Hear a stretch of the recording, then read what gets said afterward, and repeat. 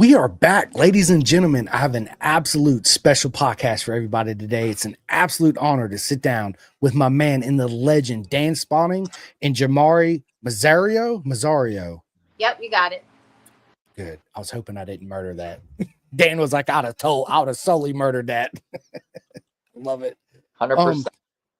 First things first, big shout out to Maria Cotton on your birthday. So happy birthday. Happy birthday, Maria. Hey, Maria. I love it. So how do y'all know Maria? Go ahead, Dan.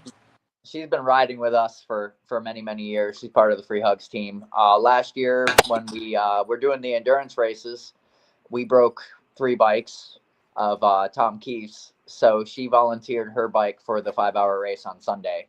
And that's how we ended up winning our class, was on her R3. So shout out to Maria for that as well. Big shout out. I love it. I love it. So welcome, Dan and Yormi. First thing I want to say too is, man, Dan, it's an absolute honor for you to be an ambassador. I know I keep saying it, man, but you don't understand what an honor it is, man. Thank you so much. And you too, Yormi, for all the love and support. You two are absolute proper mega. And I'm still confused on how me and you miss each other, Yormi, on Saturday when you was there.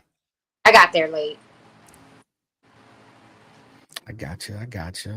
Daytona's too big, as you found out. You know, it really is. It's a big place, beautiful place, lovely place. Which brings us to we're gonna have 2 chats tonight. We're gonna sit down with Dan and obviously Yormi at the same time. We're gonna start off talking about all things Daytona 200 with Dan and the Ducati experience, and then we'll transition into Dan helping Yormi out, how the whole SFL mini journey started with you, Yormi, and where you are today with it, and all your progression.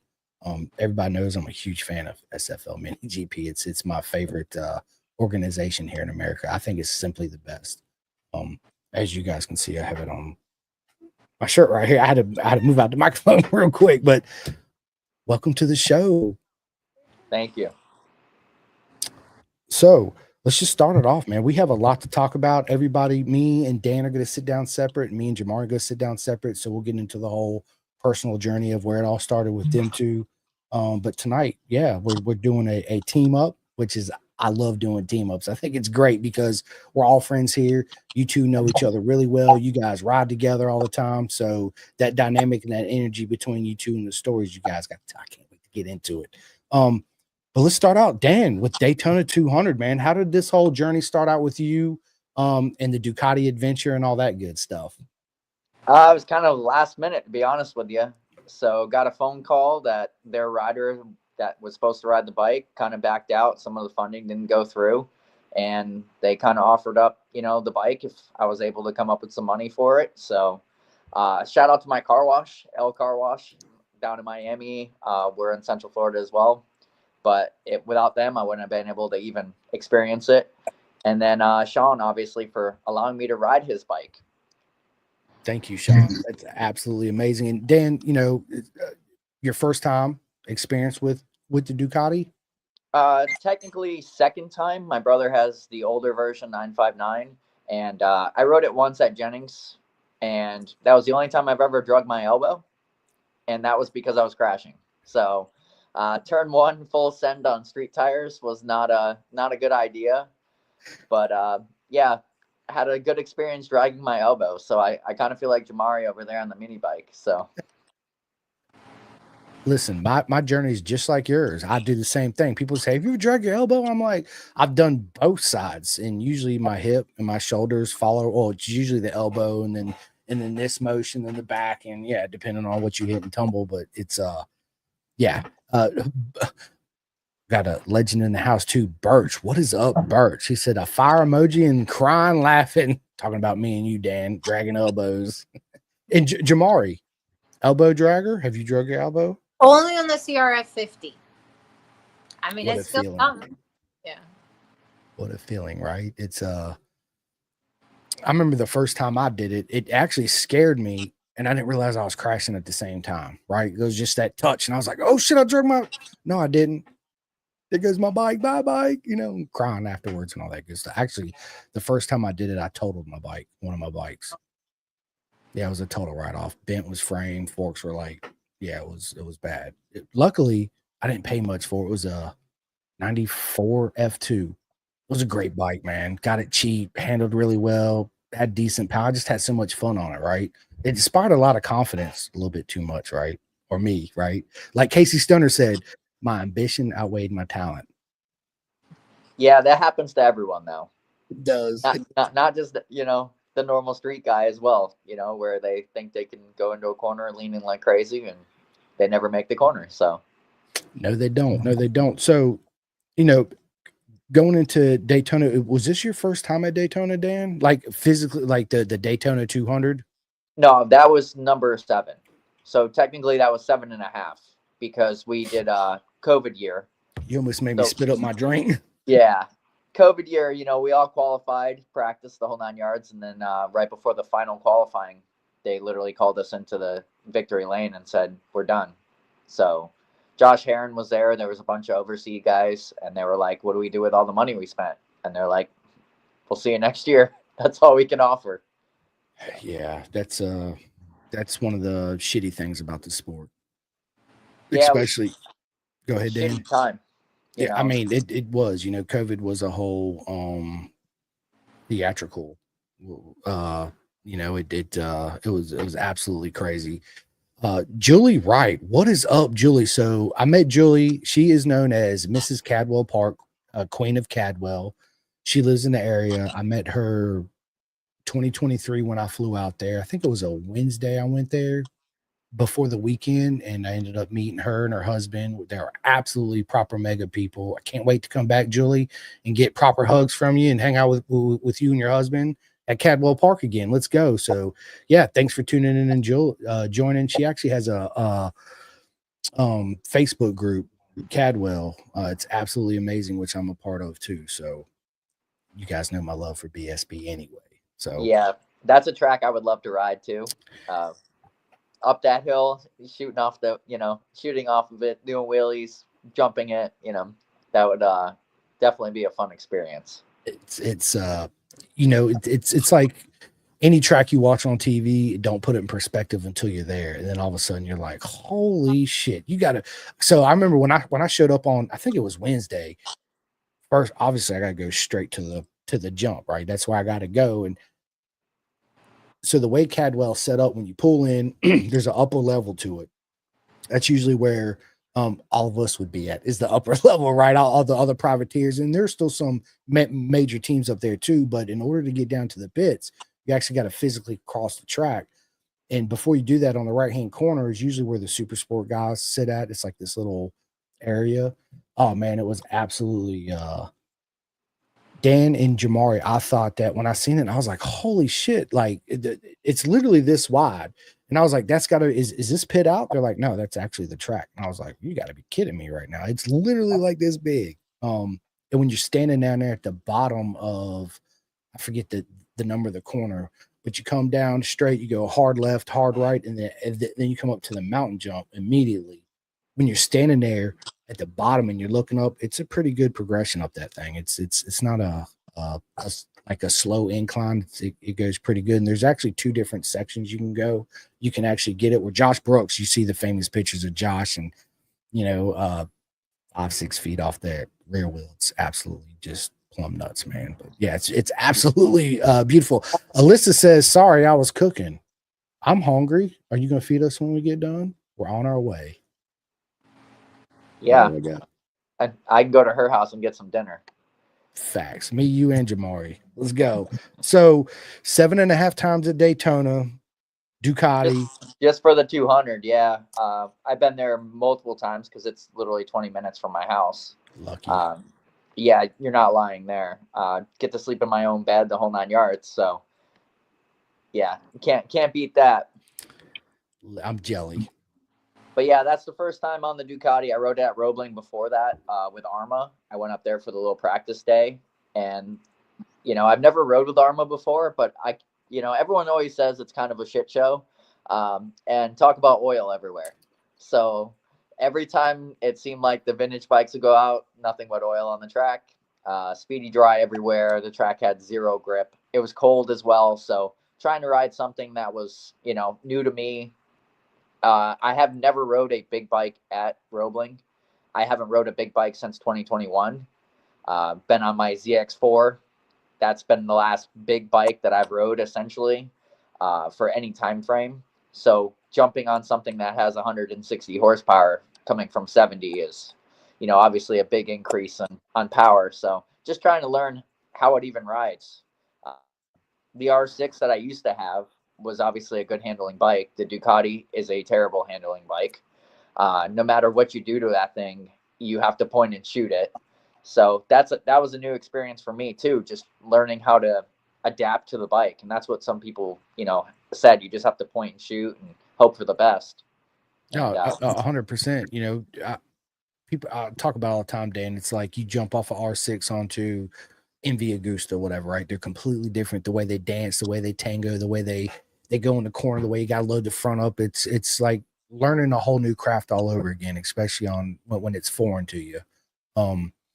I thought the bike sounded so good and looked so good. It was a beautiful machine. Yeah, it is. Definitely had a lot of work done to it. It's one of the Boulder Motorsports bikes, so was like Mesa's backup bike. So it had every bell and whistle, things that I'd never experienced before. I wish I could have got the opportunity to actually race it in the actual race because we were making progress that whole weekend as far as setup goes, and we had some electrical issues after we had to reflash the ECU after the first practice. Well, the second practice we went to go out, and I had no quick shifter, no auto blip, none of that. The clutch on that thing is like pulling in a brick. Bro, tell me about it. I had an issue with my hand too, where I fell roller skating training before the 200, and I believe I broke my ring finger.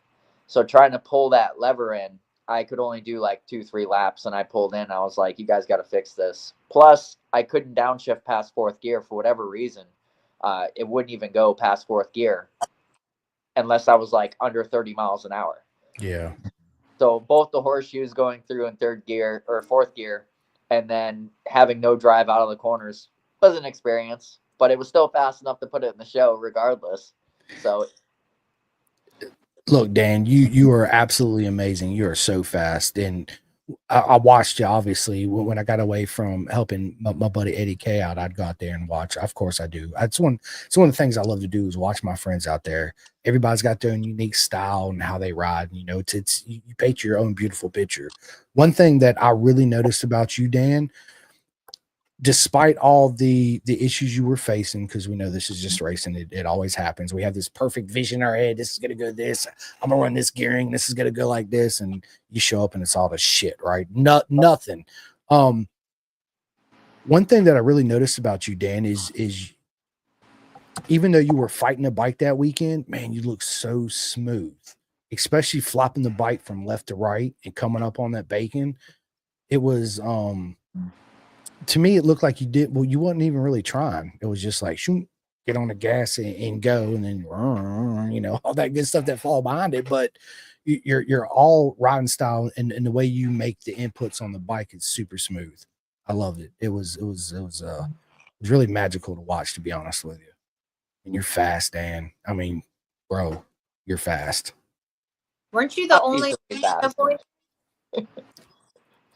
Say that again, Jamari. Wasn't he the only Florida boy there for the Daytona 200? Weren't you only local?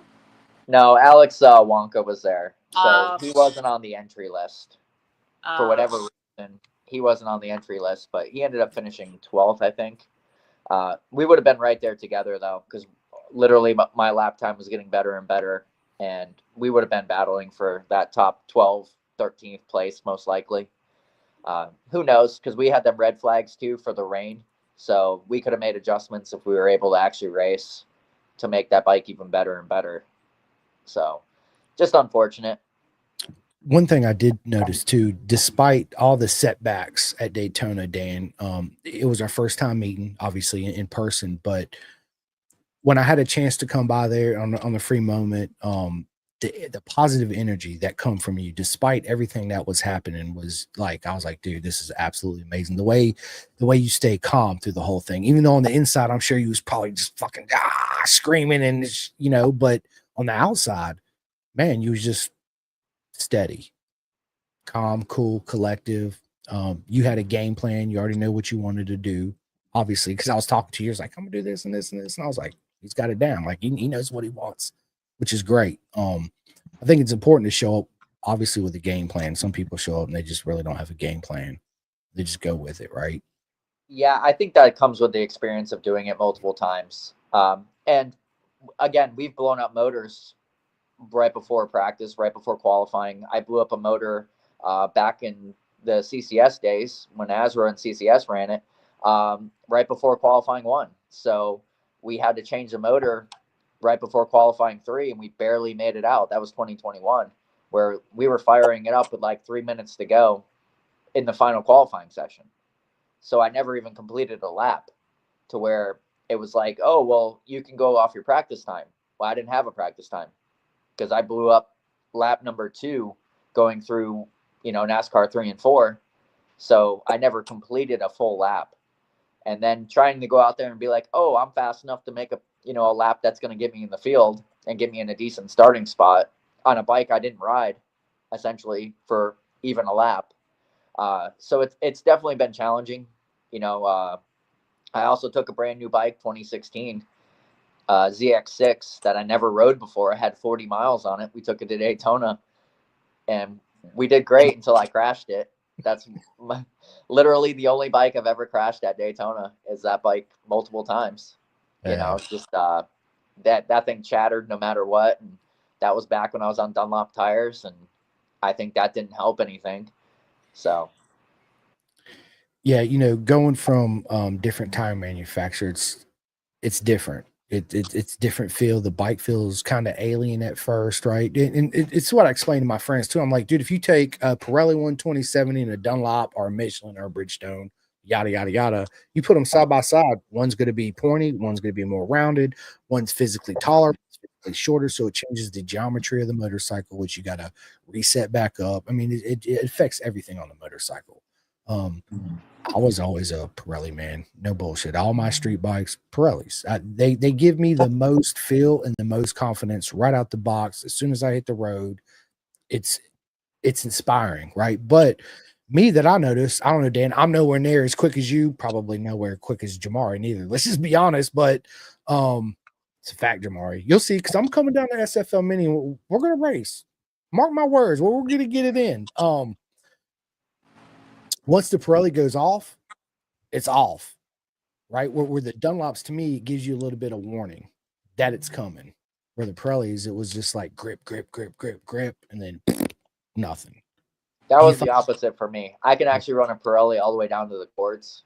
Been there, done it. I did the endurance race in January, and they sent me out third stint at the end of the race, and I literally killed the tire, and there was nothing left of it. And I was perfectly fine running the best lap times that anyone did at the end of the race with a cooked tire. So it definitely, for me, it's more of the support factor.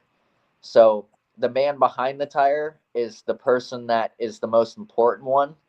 So shout out to Mark 10 at Mark 10 Motorsports, because without him, like, I would probably still be on Dunlops. I met him at Daytona 2018 when I finished 11th, and he was helping Jason Dye. He was a Michelin guy then, and we got to talking, and then he went to Pirelli, and that's what made me switch, was just his knowledge and his experience, and that he's an actual racer too.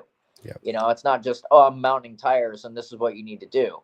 It's, I'm mounting tires because I have the experience with them. So that's the more important thing to me, is just the support that came from the tire. So if Mark was to switch to Dunlop, I already told him this. If he switched to Dunlop tomorrow, I would switch to Dunlops as well. So it's not about the tire. They're all black and round. Facts. It's about the support. They're it all good. And that says a lot about Mark 10. Yeah.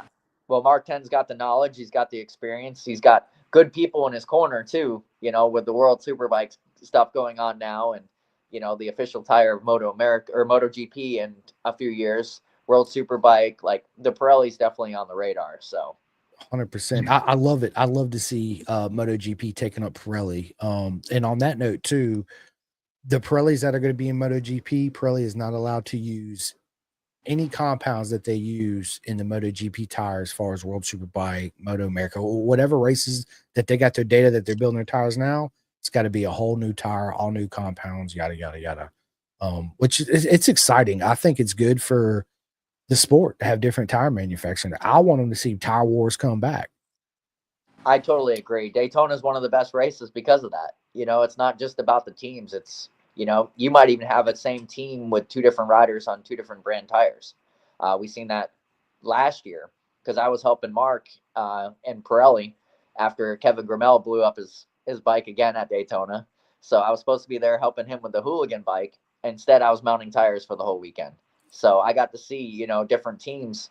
One of them's on Dunlops, one of them's on Pirelli. So it's the preference of the rider. You know, that's what it really comes down to. It is. And like you said, the support you get from the individual supplying you the tires and the friendships and you know, Mark, when Mark talks, I know I listen because he's very knowledgeable. And to me, when Mark talks, it's like he says it because he means it. You know, he's not a bullshitter. He won't blow smoke up your ass. He says what he says, and that's it. So yeah, it's good to see him. I met his daughter too, if I'm not mistaken. His daughter was there. Yep. You know? Oh yeah, that's a whole family affair there. That whole Pirelli is all family. So it's you know, it's always great to hang out with them guys too. Even when I was racing, I'd always make, you know, time to go down there. Thursday at Daytona, after we went through tech, it was raining, and I actually crashed the pit bike going to pick up Andrew Way. So my hip was killing me that rest of that weekend too.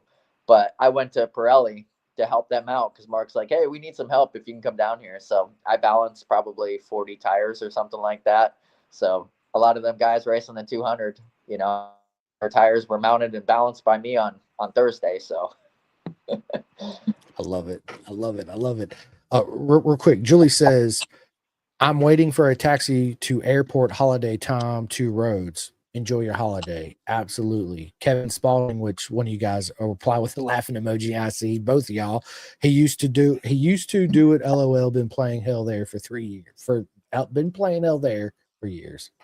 Yeah, he was helping Mark out for the longest time because I was racing, so he would always be helping Mark.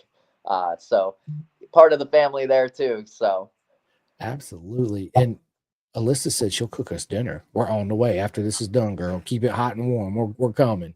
Alyssa says that was the worst day. Talking about Saturday. I think it was Saturday. I think it was Thursday when I crashed the pit bike. Okay, Thursday. How'd you crash the pit bike, bro? So Andrew got a head start on me. It was downpouring. So all the Harley guys, the Indian guys were in there getting their baggers tacked. And we were, you know, admiring their bikes. Them things are pieces of art. And we were like, all right, we're going to make a run for it. So he got a run, you know, a head start. So I'm on Chris White's little, I think TTR 125 or something like that. And I barely touched the front brake because I'm all rear brake in the rain, barely touched the front brake. And I hit the white line at the same time and it locked instantly. And I was on the ground before I even knew it. So it happened so quick. It just slammed me to the ground. And I was like, oh, that kind of hurt. You know, I'm not 25 anymore. So yeah, getting younger sucks, don't it? Yeah. Crashing hurts now a lot. We don't bounce, we don't recover. It's when we were younger, it's like I would bounce and roll. It's like a rubber band. I get back up. I'm like, yeah, cool, shake it off. Now when we wreck and hit, it's like, and that's it, right? It's everything. It's yeah. That's what scares me about the mini GP stuff, because you know, Jamari and them guys, I watch some videos and they're all rubbing elbows and crashing into each other. And I'm like, I got to go to work tomorrow. I got a paycheck I got to make. I can't do this. Yeah, I love it, man. I love it. Israel Gillette, what is up, man? He says, Dan was cruising till the Ducati blew up. Rally for the win. Absolutely. Thanks, Israel, for the gearing, too. That's probably what blew the bike up. No, I'm just kidding. Thanks, Israel. Anyway, congratulations, Israel. He just bought a 748 from my buddy Rob Oliva, and he's headed out to overseas to the UK. So good luck, my friend. I can't wait to see you out there winning. Alyssa says, bro says my name right. You are welcome. You are absolutely, and that's surprising because you guys hear my podcast. Sometimes I can't say names right, sometimes at all. So, Andrea. I'm glad you said it because I was getting ready to murder that name. Speaking of that, right now, yeah. So, welcome to the show. Thank you for joining us. Jamari, Yes. SFLMiniGP. How did that whole little adventure start with you? Well, I actually met Chris Glandon at a shop party. I don't know. Were you there for that shop party, Dan? No, I met Chris at Jennings. Oh, okay. Well, I met him at a shop party, and he told me about Bushnell. And I went to Bushnell. I actually ended up going a couple of times until I met one of the supermoto guys, Oswaldo Diaz.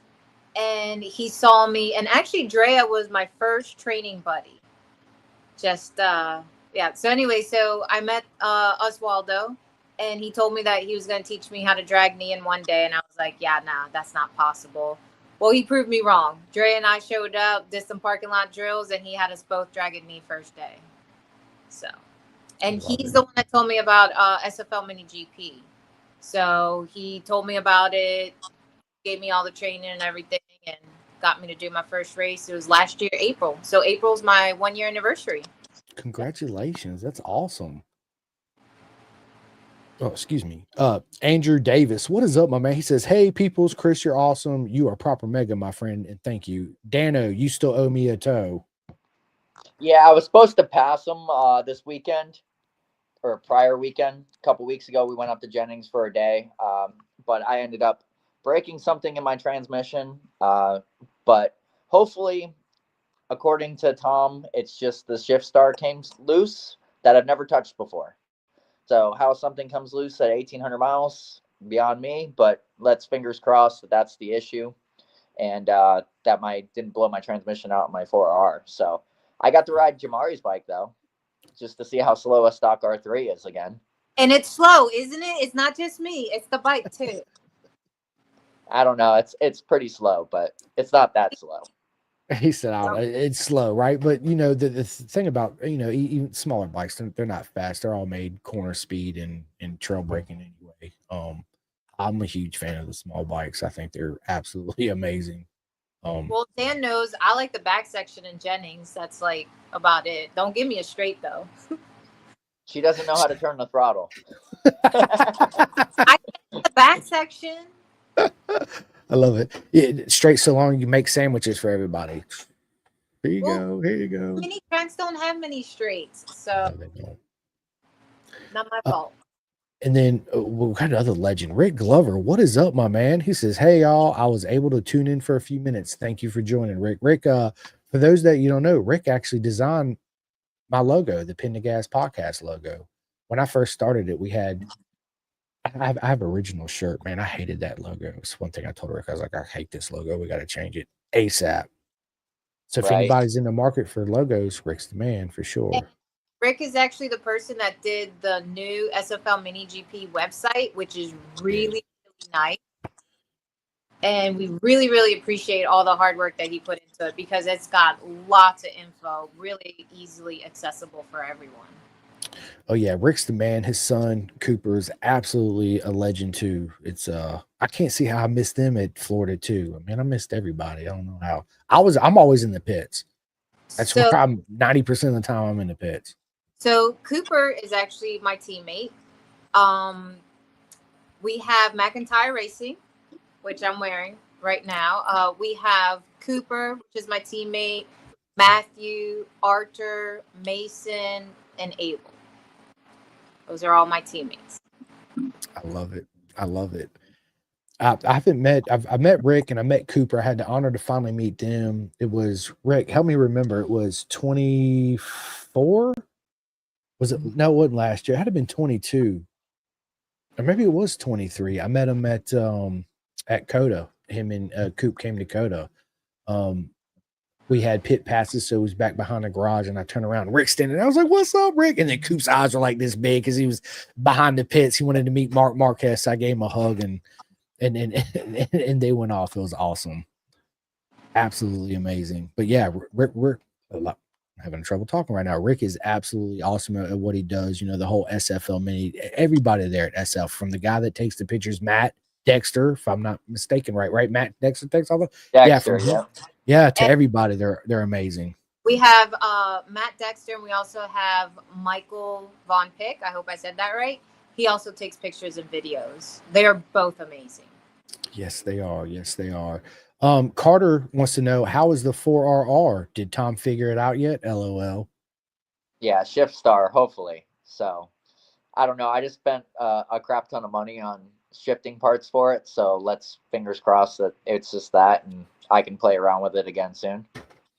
Dude, I remember when they first released when it was upcoming, man. I was like, dude, what a bike, right? It's about time we get a proper 400, so to speak. It's beautiful. It's amazing. I haven't had the honor to ride one yet. I really want to ride one. I'm gonna tell you, it's a challenge to ride it fast. Is it really? You have to literally beat the dog snot out of it 24/7. Otherwise, if you miss one gear, you have no torque. The thing doesn't wheelie unless you provoke it.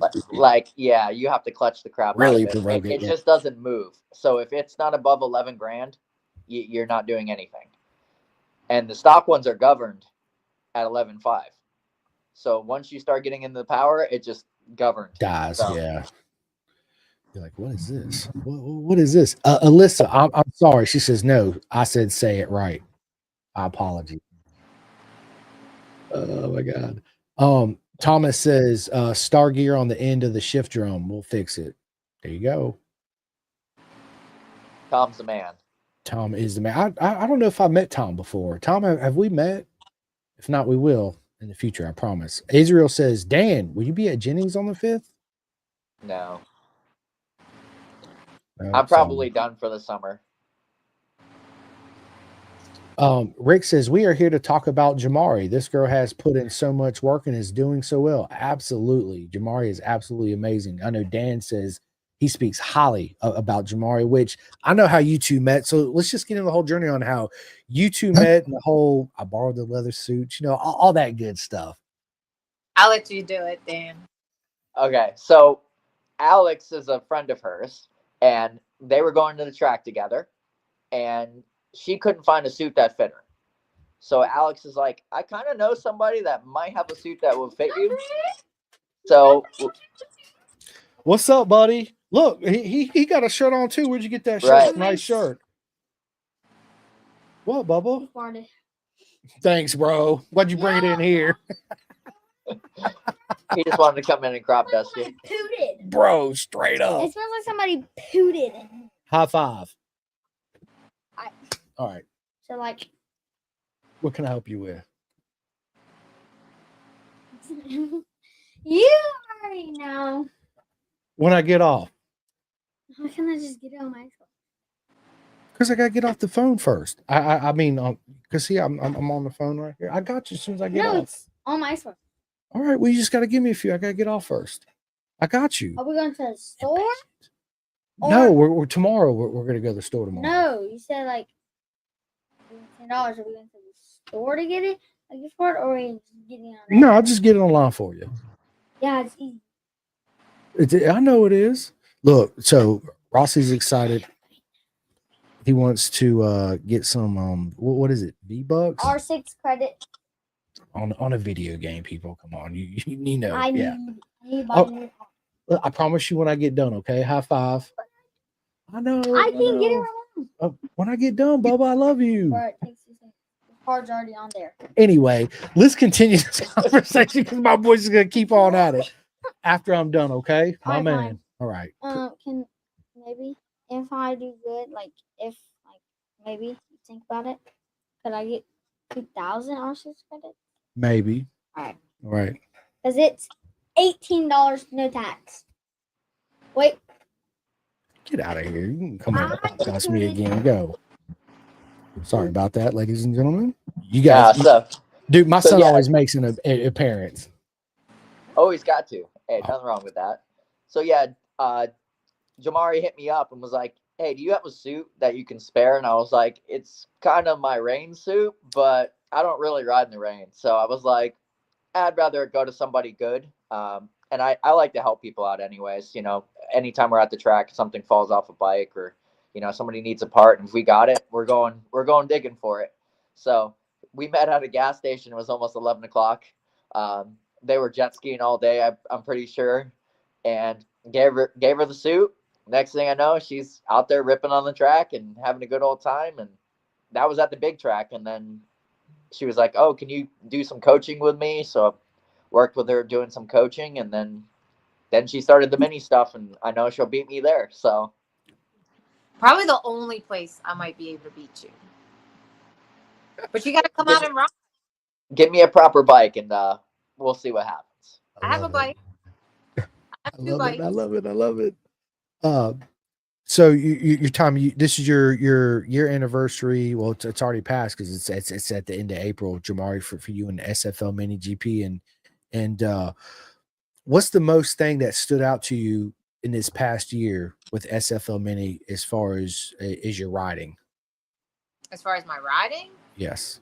What stood out the most? Yes.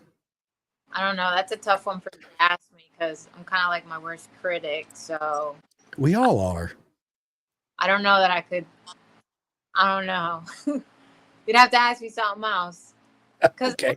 What I'm going to say is probably not going to be positive. So I can tell you something because I rode with her at Bushnell, thanks to Chris. He sent us out there for a day, and we were just having fun. But her corner speed, her body position, her braking, because she was never using brakes before, all of that have improved drastically in the last 6 months. Yeah, I was a turtle, literally a turtle. Rick Glover says that first podium. But tell us about that first podium. Oh, okay. Well, thank you. And it was so nice for it to have been at Bushnell on, of course, my 1 year anniversary with racing with SFLMiniGP. I got third, which was a really, really good battle. They definitely didn't have any mercy on me. They made me work for it, and it was a blast. Not only was it a tight race, I mean, it could have gone to either me or Zach because we were like battling the whole time. But then afterwards, once I got off the track, just the greeting that everyone gave me, all of my friends, it was definitely the race that I will remember for the rest of my life. Not only was it my first podium, but just the celebration that everyone gave me was amazing. Thank you so much to everyone that was there cheering me on. It was a blast. I love our beautiful circus. Exactly what you just said. That's why, right? It's all the love and support you get from everybody. Wants to see everybody succeed and have a good time, and it shows. What do you think, Jamari, your best strength is on a bike? My best strength? Like, do you feel like I'm a really good late breaker? I think I play a really good defense. So I think I'm pretty good with blocking people. I know I've kind of been told I'm a little hard to pass. So I would say that's probably the thing. The thing. I love it. She said, yeah, that thing. That's good stuff. Oh, man. So since then, I'm going to ask you, Dan, about Jamar on this question too, because you've coached her, you physically see the whole progression. In your opinion, what is the most aspect she has improved on since she started in SFLMiniGP?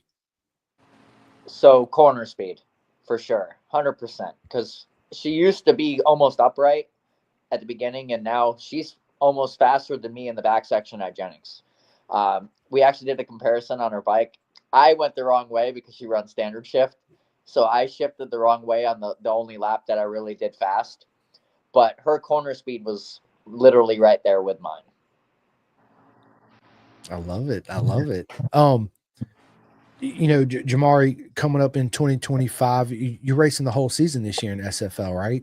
I'm racing the whole season, and I was picked up by Mclntire Racing. So they're my sponsor for the year, and they are amazing. They have made this year all the training, all the track time, all thanks to Mclntire Racing. But yeah, this will be my first whole entire season that I'll be racing, because last year I started a couple in. So this year I'm going to try to go for points. We'll see how it goes. I mean, it's my first year, so we'll see. I love it. I love it. So how did you and the whole Mclntire thing come together? Lee and Mason actually went to Burnout today to try out the track, and I met them there. It was myself and I believe Matthew that they met us and a couple of other people there for the first time. That's how we first got to know them, and the rest was just, History. some love and some history. Yeah. I love it. I love it. I know you're super excited because every time I talk to you, that's all you talk about. I love it. I see the glow in the aura. I'm super pumped and I'm happy for you. Yeah, I can't wait to go ahead. Sorry. I was gonna say it's an amazing team, and the fact that we have Cooper, Mason, Archer, Abel, Matt, all great, amazing riders that I get to train with. It's awesome. Oh yeah, I mean, iron sharpens iron. You can learn so much from them. As they're going to learn so much from you too as well. And I can't wait to come down there and get my butt kicked by everybody. Oh, and not to forget Mr. 413. He's the team coach. Got to give a shout out to him as well. Who's Mr. 413? Chris Miranda. Yeah, I know who he is. I just wanted you to say it. Yeah, Chris is. I actually need to reach out to Chris because I got him coming up on the podcast. But the app that I sent you guys, the calendar app, it let him pick up Monday at like 11 a.m. or something. I got to be at work at Monday at 11 a.m. So I got to, reach out to him. But yeah, Chris is absolutely amazing. And who will ever forget that Daytona 200 crash he had, right? On the high baking. Who will forget 2021 when he started at the back of the field and finished 16th? Bro, he's something like that, or 15th or 12th or something like that. He was up front. So I think it was 12th because that was the year I finished 16th because I got two black flags for jumping the start. It happens. I've been black flagged too. How did you and Chris meet? You Dan, you and Miranda. We were actually teammates, so we both ride for Free Hugs Racing. We just really only met at FMRA when I did a round at Jennings, and I had to race against him, and he whooped me. So he's definitely a fast kid. I know Jennings like the back of my hand, and he made me look slow there. So definitely impressive. And then, we just try to help each other out when we can, whenever we're racing together. So, but besides for that, we don't ride a lot together. No, unfortunately. Yeah, they're actually on the West Coast right now with Archer and Mason. They're both right there. This is the second race that they'll be doing over there. That's right. That's awesome. Man, I'm so happy for SFL Mini, especially, the whole Moto America, mini cup for the 2 rounds. And man, it's SFL Mini's coming up, man. Again, like I said, and I encourage everybody, if you ever wanted to learn how to drag a knee or ever wanted to get on a track and learn, it's no bullshit, no excuse. You just sign up and show up. You don't need boots, gloves, helmets. You don't need a bike. You don't need anything. You just need you to show up. That's it. Prepare to have the most fun you ever had in your life. And on top of that, you're going to meet the most amazing people ever, like Michael Carrera and his kids and his wife, and of course Jamari and Dan and Rick and Cooper and Chris. It's absolutely George, everybody. Pat Sheridan, Micah, Randy, Joe, Matt, all of them. They're absolutely. Thomas says, we met at the track in the mix with Free Hugs and Kevin Gremmel. That's right, we did, Thomas. It was an honor to meet you too.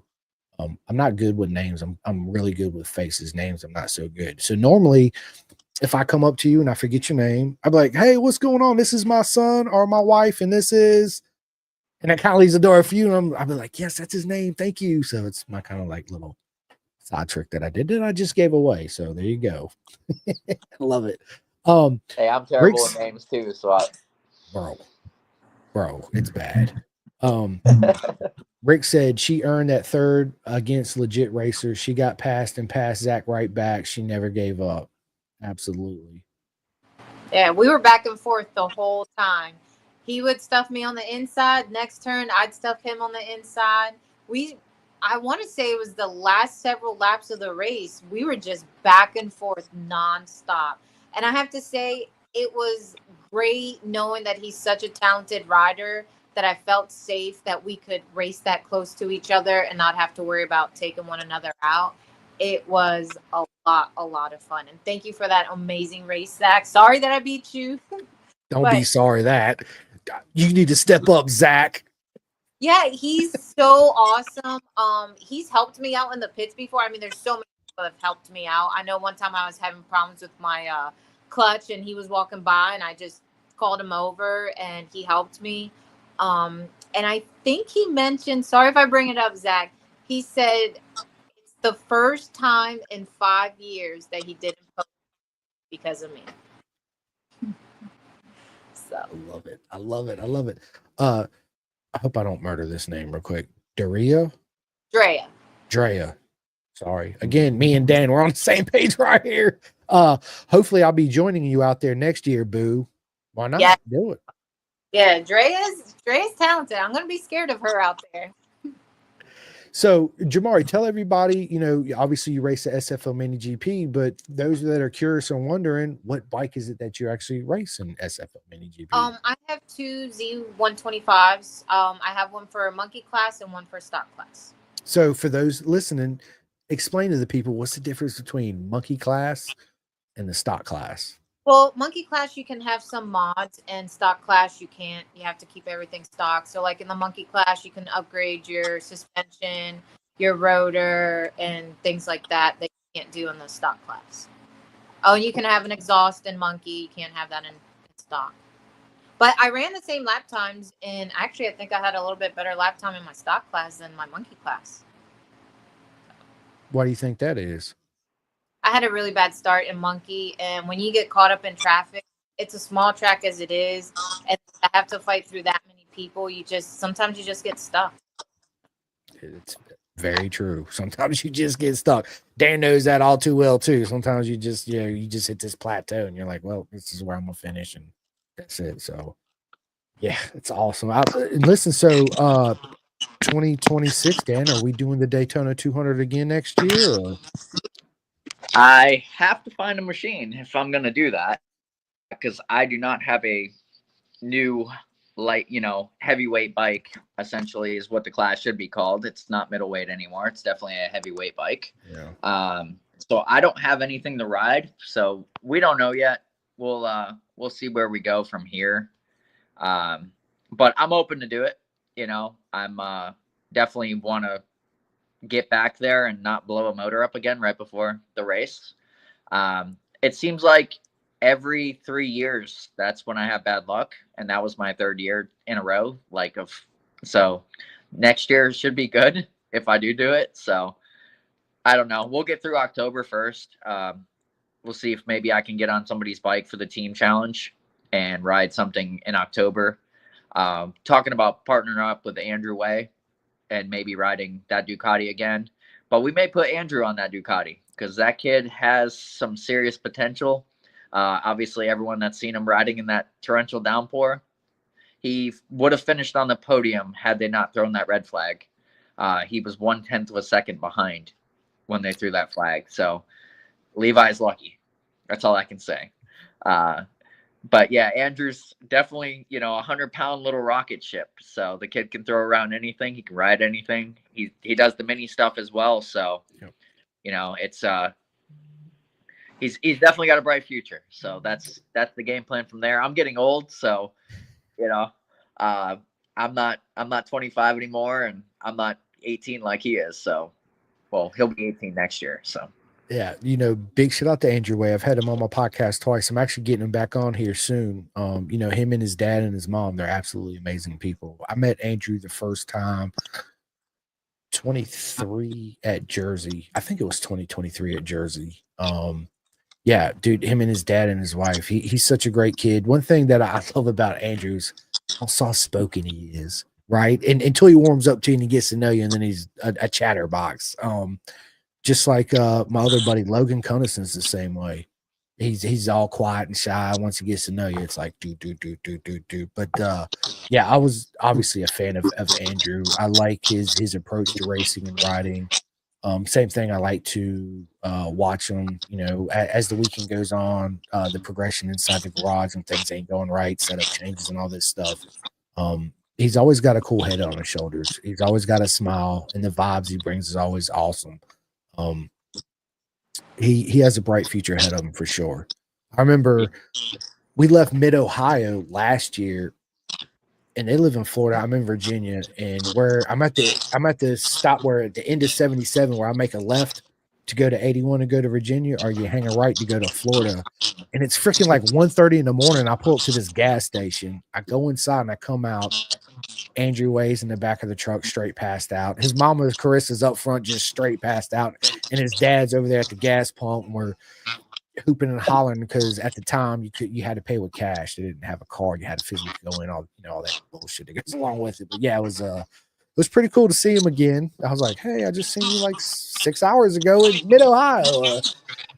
Yeah, but they're awesome. I'm glad that he's with Free Hug Race and RJ and Kevin Gremmel. They're all absolutely amazing human beings. They actually sent me a Free Hug sweatshirt, and I didn't even realize it said Simcoe on the back of it until I put it on and wore it. And my wife's like, that has your name on the back of it? I said, shut up. I took it off. I was like, oh hell yeah. So yeah, they are amazing people. Again, I can't say it enough. Our paddock, our beautiful circus is full of amazing human beings that I have an honor to talk to and spend time with. So yeah, Andrew. So how did you and Andrew meet? Let me ask you that, Dan.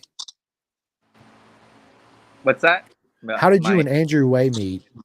Track day. Kevin Grimmel introduced us, and then we were actually playing around. He was on the Aprilia, I was on my 4R, and we were just playing the whole day. He would start in front of me, I would pass him, he would pass me back, and just kind of having a blast out there doing like 21 lap times at Jennings. So just cruising around, passing Having everybody fun. else too. Yeah, right. Having fun. Way bike. I love it, man. I love it. So yeah, Dan, we need to get you back on a bike for 2026 at Daytona 200, man. Let's make it happen. Let me ask you this, Dan, if you could have any preference of machine for your assault on the 26 at Daytona, what machine would you want to show up with? So I almost ran my personal best lap time ever at Daytona on that Ducati, even though it handles like shit. So if I had a preference, though, I would actually probably say the R9. If somebody would build one that's reliable, because I heard they don't last very long. But we haven't seen that yet here, with the reliability issues, but nobody wanted to run one at Daytona because of that. So I don't know if they figured out something between then and, from Daytona to now, but I guess they were kind of unreliable. So I don't know if somebody wanted to put the wear and tear of 200 miles at Daytona on that right off the rip, but it would be interesting to see, because I just think that is the new weapon of choice. Just watching it, obviously at Barber and the other rounds that are coming up, you're going to see, I think that bike's going to dominate. I really do. I mean, it's Josh Herring kicked ass on it in the Super Sport and then jumped on the Super Bike and kicked ass again. It's a great machine. They're beautiful. Ducatis are just absolutely stunning machines. They are different to ride. They feel kind of foreign coming from a Japanese bike onto there. Just everything about it. And you're right. It's to me, it's a front end bike, squares, shoot it out the corner. But they're fabulous machines. The new ones though, man, when I sit on them, I feel like I have all this metal in between my knees, where like the older ones I've kind of felt planted inside of it, or now I feel like I'm sitting on top of it, if that makes sense. Yeah, my brother's definitely felt different as far as, and his is a 19 compared to the new one. So it's definitely, they've changed up something as far as, ergos go to make you feel like you're more on top of it instead of being in it. I don't know. It's definitely a different feel. It's definitely a different feel from a Jap bike. It is. It really is. And it's something it's hard to explain until you people out there listening physically do it, right? If somebody has one, just take it down the road and you'd be like, yeah, it's absolutely completely different. And then the engine braking too. If you're used to inline and you go to a 2, it's as soon as you let off that throttle, it almost puts you over the handlebars. Yes, it does. Yeah. Yes, it does. Because they're made for corner speed and trail braking, right? Like, I love it. Andrew Davis says you can go deep on the brakes. Yes, you can. Yes, you can. Andrew says, hey, Dan, you may have wanted to pass me, but you came by my pit on a crash truck. Much love, mean it. Can't wait to ride with you for a half lap. Oh my god. He's got jokes. That's the only time he's ever passed me. I love it. Yeah, Andrew's definitely got jokes. He's a good buddy of mine. Him and his son, they're absolutely amazing humans. Rick Glover says Andrew is a great kid, awesome family too. Yes, it is. Kevin Spaulding Jr., what is up, my man? Says that 100 thousandths to be exact. Talking about Andrew Way's missing on the podium. Man, that was crazy though. You're right. Levy would have been SOL. You're right. Yeah. That hit me. I was thinking about when you said that. I was like, yeah, you're absolutely right. Alyssa said, roll my eyes at you're getting old. Shut up. We're getting younger, Alyssa. We're getting younger. Alexa says, Dan, you act like you're 100 years old. I'm getting there. Everybody's giving you a hard time tonight there, Dan. Kevin Spaulding says GSXR 750. You know, the 750 is a great platform too. If it was me and my own personal money, I would go with either the Ducati or the Gixxer 750 in the 600 class. Main reason why is, yeah, the Ducati's a little bit more upfront cost, but it's a stock motor pretty much, so I don't have to worry about motor rebuilds at all. Same thing with the 750.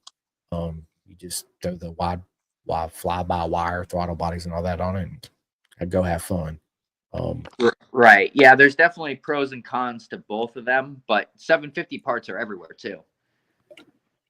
They're a dime a dozen, and on top of that, they don't cost an arm and a leg, your social security number, and a pinky and a liver every time you go order parts for Ducatis either, right? They're like, we need a liver, we need a spleen. Oh, we need that big toe too, by the way. Yeah, we need that as a down payment. And you're like, okay. But yeah, that's one beauty about the GSXR, and shit, you say the same thing about the ZX6R because it's been around forever. Matter of fact, they ain't changed it since 2011. Pretty much same chassis, same swing arm, just different body work and little refinements here or there. Yeah, I hated that bike though. I'll never own another one. No, that was the only bike I've ever crashed on the track besides for oil. So I had two R6s for 8 years, and I crashed each of them once. And both of them were for oil. And one of them was a nasty high side in turn 2 at Jennings, where the bike actually ended up on me. But that's the only time I ever crashed my 17 R6 was at Jennings in oil. That's the only crash I've ever had on Pirellis, knock on wood. So, yeah, so far, Pirellis have been 100% perfect. You know, you can't do anything when there's 4 quarts of oil in a turn. So, no, you can't. Not even with a skin. What is it? A knee board? Yeah, we get out there on a knee board and we can. What is it? Skimming? Whatever you call it at the ocean. You throw a little knee board down, you get whatever. But no, you're right. Oil definitely don't mix with tires on the track at all. Yeah, no, not fun. That's how I messed up my car. I did a little slight fracture of my collarbone that didn't need surgery. It was just a little hairline fracture, all because of oil. But I actually did that out here on the street, riding like an animal on the street. Yeah, and hit some oil at nighttime, and I was down. Just like you said, I barely hit the brake. And next thing I know, I get up. I'm like, what the fuck just happened? My shoulder hurts. I look down, my knees pouring blood out everywhere. I'm like, this ain't good. So, yeah, my street wrecks are worse than my track wrecks. For anyone that's listening, anyone that rides the street, like I've been hit by a car. I rolled down I-4. I crashed because of a flat tire going into a corner, and literally tore up my body way worse than anything on the track. Damn, bro, you've been hit by a car. That had to have been scary. Yeah, I was only 35 miles an hour. Still scary. Yeah. Right? I don't want to be hit at all. No, but I did see on Facebook that Ella posted, I think that she broke her collarbone. She did. Yeah. So I just want to wish her a speedy recovery. Absolutely. Big shout out to Ella Dreyer and Avery Dreyer. Avery, the lap slayer Dreyer. They're absolutely amazing. Big shout out to John too. Man, I love them all. I love to see them all. It's such a good time to see them. But yeah, sending nothing but love and positive vibes to you, Ella, for that quick recovery so you can come back and kick all these guys' asses like we know you can and you're gonna do. She is so fast. Oh yeah, we got 40 laps together in an endurance race. So I absolutely love riding with Ella. I love riding with Avery. They're both freaking monsters. So it's great to keep up with the kids. So absolutely it is. And we just lost Dan because the phone fell. I'm trying to get it to charge. My cable doesn't want to work. So turn it to the side. Can you turn it to the side? Flip it on that's the how I side. have it. Yeah, it's being Okay. weird. It's Yeah. all good. You know, and- iPhones are garbage. bro, dude. Yeah, yeah. Andrew says Dan can go by Daytona and show out. He's an animal on the bike. He has taught me a few things. Yeah, Dan is absolutely fast. For sure. And you know, speaking of you coaching Jamari, she learns a lot from you, and you learn a lot from her too as well, right? The way that's also one thing I love about our sport is when you have a friend, you get together, you're teaching them, he or she, how to ride, but then the comments and the feedback they give you, they tell you, you're like, shit, I didn't even think of that, right? So you learn stuff from you too as well, Jamari. And nothing but beautiful friendships come out of it, lifelong friendships. Absolutely amazing. So which brings me to next SFL Mini GP race for you, Jamari's coming up when? It's gonna be in Gainesville and it's Memorial Weekend. Are you going to be there, Dan? I will not be. No. He doesn't come out to the mini races. He's just a big track guy. You don't go to SFL Mini, Dan? We got to get you out there, bro. It's hard because I work on Saturdays, so Sunday it would just be a Sunday thing. But Bushnell is like an hour and a half away from me, minimum. And then everyone always goes there at like 6 o'clock in the morning, so that means I have to leave at like 4:30. So it's I did that once and it was a nightmare, and then I had to work the next day at 5 o'clock. So it's like, yeah, it's the kind of like going to Jennings though, when I left at 3:30 and got home at 9, and then to work at 5 o'clock. So yeah, we've all been there, and that's something that a lot of people don't realize in the sport too is the dedication everybody has, the sleepless. I'm not even gonna say day, but days, pretty much, because of the adrenaline. They got to drive home, don't get no sleep, drop the trailer off, go straight to work, clock in, work all day long, come home, adrenaline's still kind of pumping, got to unload, blah blah blah. It's a never ending. I don't want to say a vicious cycle. It's a beautiful cycle, but it's very tiring too, as well, for sure. 110%. Kevin says she is definitely the hardest person to teach. Sorry. Laugh my ass off. Well, I want to give Kevin a hard time, of course. And you should. I would too. Yeah. we're just trying to teach you to turn the throttle. That's all. Oh, It's the this last way. time at Jennings, he's letting his feet go on the side like this to tell me to go faster. That was hilarious. I got that on GoPro. Yeah, I like to goon ride sometimes when I get a little bored. I'll ride one-handed, I also showed her, like, Jamari has a problem with turn 3 at Jennings. And I go in there leaning the wrong way, one-handed, looking back at her, going through turn 3 wide open. And I'm like, I'm doing that. You can do it. Trust me. I was like, if I can go through there sitting the wrong way, one-handed, there's no reason that you cannot go through there wide open. And because of Dan, when I was following him and he was doing that stuff, that's when I got my best lap time. So how often do y'all two get together and do any type of training? Oh, we just ride at Jennings. Yeah.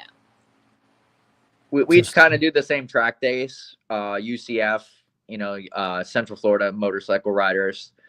So them 2 weekends, that's when we work together. And then if we just do a random, like, oh, I'm going up Saturday or I'm going up Sunday and I can make it, then I try to go ride too. But a lot of times they don't let me coach just because, oh, you're not an intermediate rider and this, that, the other at some of the track days. Because shout out to Jackie at Jennings. She absolutely hates me. So Big shout out to Jackie. Big shout out. Jason Doss says I'm always cussing the toy hauler, right? Yeah. Facts. Carter says, yeah, popping wheelies down, pit out wouldn't be a track weekend without Dan Spaulding on one wheel. And this is a fact. yeah, I did a couple the last weekend on the Ninja 400 that I was riding, thanks to Faraz. So he loaned me his bike. He was riding an intermediate. I was riding an advanced. So I kept going out, popping wheelies. And, they were like, would you stop doing that? I'm like, it's power wheelies. They're like, it's a 400. I'm like, it's power wheelies. I don't know what you're talking about. I love it. You sound like me, Dan. I'm a sucker for wheelies. I love to ride wheelies. I'd ride a wheelie for a dog if a dog would appreciate it. I'm like, ooh, look, dog. Are you almost done? Yes, Rossi Jr. What's up, babe? Yeah, I'm live. You want to stick your head in and say hi to everybody? All right. All right. Hurry, just pick up, bro. Why are you rushing me, fool? No, I'm just. You can come here and tell me to hurry up. You ain't rushing me. Sorry. Look, I don't mean that. y'all get ready to get Rossi get beat up on live TV. Let's go. No, just joking. WWE going on. WWE, let's go. Unfortunately, Rossi will not be with me at Road Atlanta this weekend coming up, but I am bringing him back down to Road Atlanta at the end of the month for Cycle Jam, which I'm really excited to go to as well. You should try to make it up there, Dan, so we can hang out. And Jamar, Maybe I can try to do Sunday for sure. Where at? Road Atlanta. Yeah, Road Atlanta. At the end of the month, Cycle Jam, they're having a race weekend event there too. And then, of course, Road Atlanta is coming up this weekend, which I'm leaving Thursday morning. As soon as Rossi gets on the bus at 8 a.m., I'm hitting the road. I should be there about 2:30, 3 o'clock. I'm going straight there, going to get my credentials, and going to the pits and start running my mouth. Carter says, wear a Cycle Jam. I will be there. Me too, Carter, and I can't wait to meet. One thing I did want to say on this podcast, though, is for everybody interested, for our good buddy Billy Etheridge, they're actually going to be planning a remembrance at Road Atlanta. They're actually going to be parked up at the S's. They'll have their hauler out there, and they'll have the big old Capital Cycle tent out there too, out front on Saturday evening, starting around 7:30, 8 p.m. They'll be having drinks and be cooking there. I'll be telling stories about Billy, so I'll definitely be there.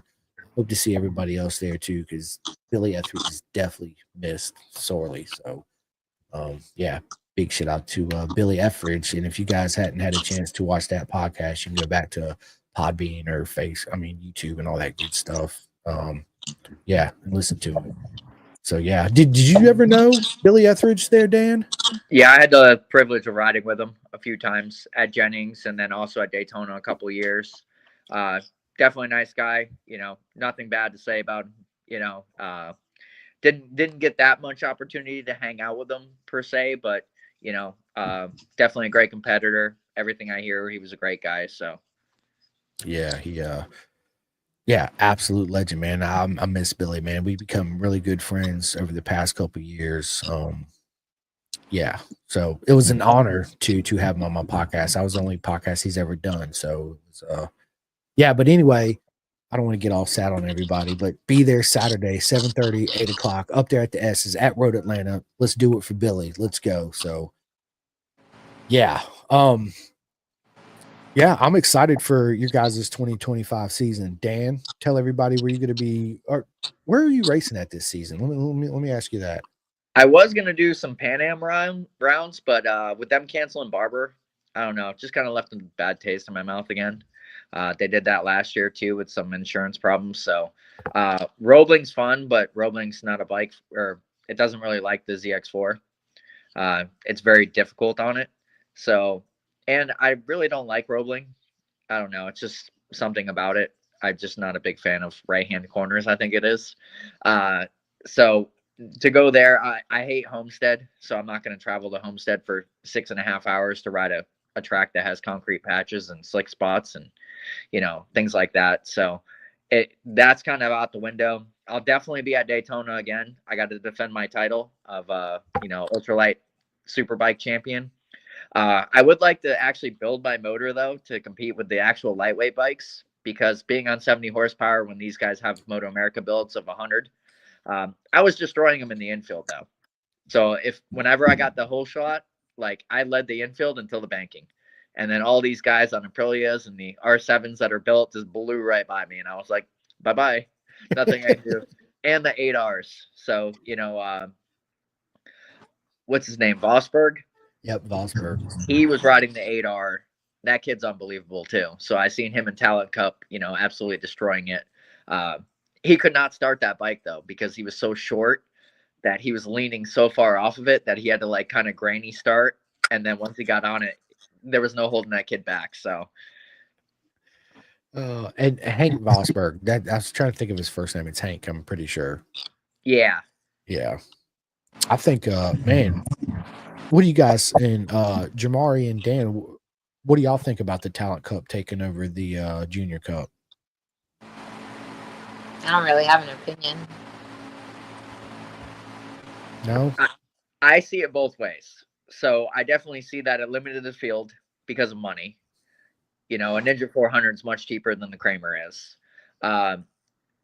But I also understand having a purpose-built race bike that you can actually do adjustments. So I see it both ways without spending a shit ton of money, obviously, because you could super bike a Ninja 400, put offset triples, do a bunch of stuff to it, but you're still not on a purpose-built race bike. So I've never had the luxury of riding a Kramer. One of our buddies, Chris McLeod, just actually got a 690 Kramer, and I was like, maybe someday I'll take that thing out and actually get a feel and see what a purpose-built race bike feels like. Because I've only rode production, so I can't tell you one way or the other if it makes a difference. But I don't know. The racing seemed pretty good, at least. So we'll see where it goes. I just hope that they don't run into the issue of reliability, because I know at the beginning it was don't run that bike because it's going to blow up. And then they fixed the problem. Coda seemed to be fine. So I don't know. We'll see what happens. yeah, I think they changed the valves and took the decompression lever out of the motor, and that's what fixed it. I mean, listen, it's a beautiful bike. I seen it at Jersey last year in person. It is a purpose built bike. I can't really comment too much on riding a bike because I've never been on a GP style chassis purpose built race bike. I'm like, Dan, just it's all production because that's all I can afford, right? But you know, I think it's great for the series. There is pros and cons. Obviously, it is more expensive than the 400s. And I hear some people saying, well, the 400 wasn't off that mark. And still, I think that for kids getting on it, it gives them the opportunity and the privilege to learn all these different adjustability that the bike has over the 400, right? Rake and trail and all this good stuff. And that'll also progress them when they get on another bike. Hopefully that has all those adjustments on it. If not, they get offset triple trees and all that, then they already know what to do when it comes up. It's a beautiful bike. They sound good. Let's just be honest. Alessandro De Mario absolutely murdered him the first couple races. I mean, it was, you know, he's a legend. Bodie Page did good. Cody Kopp, you know, first time coming straight off the flat track, never been road racing before, got on there. He did good. It's an exciting class. It really is. So we'll just see. We'll see how it pans out. The only thing that I'm really disappointed too, like you said, Dan, we went from 30 rider grid down to 15 or 16 or whatever it is. That kind of takes away from the show, you know, for the fan standpoint anyway. But yeah, we'll see. Jamari, have you thought about selling that Z125 and buying a Grom? What? No. I had to ask. I love my Z. There's actually a Grom in the basement, and I don't have any interest in riding it. No? No. I like my Z. I mean, I've ridden the Grom. They're good. I've ridden the Z. They're absolutely good too. My buddy's got a TNT Benelli 150 or whatever it is. I hadn't had the opportunity to ride it yet. I'm looking forward to that. The little 125 that I really do like is that the CF Moto Papio SS, you know, with the two round headlights, the little 125. You guys seen that? Have you seen that one yet? Yeah, man, that thing just looks so good. What you got for me, homie? I didn't get it. This is all you have to do. This is all I got to do. This is all he wants, people. You gotta click it and then click buy. I got you, bro. As soon as I get off, high five. Because I'm on the screen right now. Okay. Why are you rushing me? I'm not, you want to get beat up? No, you don't even have to put a password in. Pushing those buttons, if y'all can't tell. I will beat you. Get out of my room. Oh my gosh, bro. Jamari, do you have any kids? No. I'm on my knees. I have motorcycles. Those are my kids. And my dogs. I have 2 dogs. I have one for adoption right now. All right. Special price. Dan's I'll probably. unplug your headset right now. Oh my What's God, that, Jamari? I said, are you looking to adopt a kid? There's one available. No, I got a kid. His name's Thumper. I won't He's give him to whining you. right now too. I can hear him in the spare bedroom. I'll just crying. let y'all borrow him It's for literally just one button. a week or two, maybe. I don't know. My cat He wants still. to come say hi. I'm gonna go Fine, grab stop Thumper. bugging. Yeah, go yeah, go grab And it. Thumper's gonna meet Blue. That's Blue right there. She is a beautiful cat. Say hi to Blue. You say hi to Jamari and Dan. Hi. Right. Fine, I'll stop bugging you. But if you be fine. Come here. Let me give you a big old kiss live on camera. Mwah. I love you, my boy. I'll stop bugging you. Lisa says Thumper wants to say hi. Yes, yes. He Beautiful was cat. at the track last time. Who? Thumper. So this is my little pain in the ass. He's such a cutie. All he wants is his ball. He's gonna get his ball and then he'll come back over here. How old is he? 2. Nice. Yeah. We got a. How old's Fiona now? 7 months. Yeah. We adopted a little puppy. We got her when she was 12 and a half weeks. So she's wide open. Well, she's actually really quiet. She's the most quiet dog I ever had. She barely ever talks, which is weird compared to my other dogs. I'll stop bugging you. We gotta be fast. Watching. It's just one button. You literally just like this. That's it. I got you. I'm Look, you know what, Rossi? Oh, you know, I need to bring another chair in here. That way you can just post up with me and you can just do these with me. You want to do that? Yeah, you should just put TV in. Like I should just put a TV in. I should just bring my 848 in here too, right? Of course. Yeah. I love it. Oh my God. So Jabari, how many races are you racing this year? SFL's got what, 5 rounds left? I know we have 2 at Gate. Let me fast. We still have Bush. I don't have the calendar right in front of me. I know we still have several left. And then the 2 endurance races. I'm a huge fan of endurance racing. I think that's the best bang for the buck, hands down. Endurance race. That's why I tell everybody, hey, go out there, go do your track day, get your license, go do your first race. Let's go do some endurance racing. You're gonna have so much fun. You're gonna get so much seat time.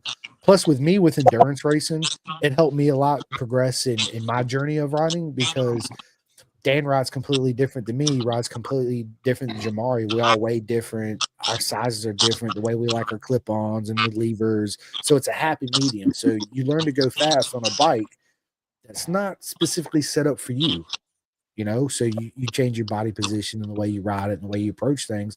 That makes you a better all-rounded rider too. And you learn a lot by doing that. My personal opinion, anyway. I would totally agree with that. Yeah, it's awesome. So, how many endurance races are you doing this year, Jamari? I plan on doing both of them. The one at T4 and the one at Bushnell. I love it. I love it. And so it's not going to be too much further before you step on that top box, right? We'll see. I mean, it's really tough competition. I'm racing against guys that have done this for many, many years. They've raced big bikes and done a lot of stuff. So it's pretty tough to try to get on the podium again. That's the goal. You will absolutely get on the podium again. And this time, it's going to be the top step. Not second, not third, but the number 1. What's up, Bubba? Oh my God. What's wrong? I forgot it was still on the screen, so I jumped on my controller and accidentally hit by. Okay, cool. There you Sorry. go. You're good. I'm not mad. You're good. Look, he bought it anyway, right? You didn't even need me. You're good, Bubba. How much was it? He spent $1,000. That's what I'm paying. All right. How much was it?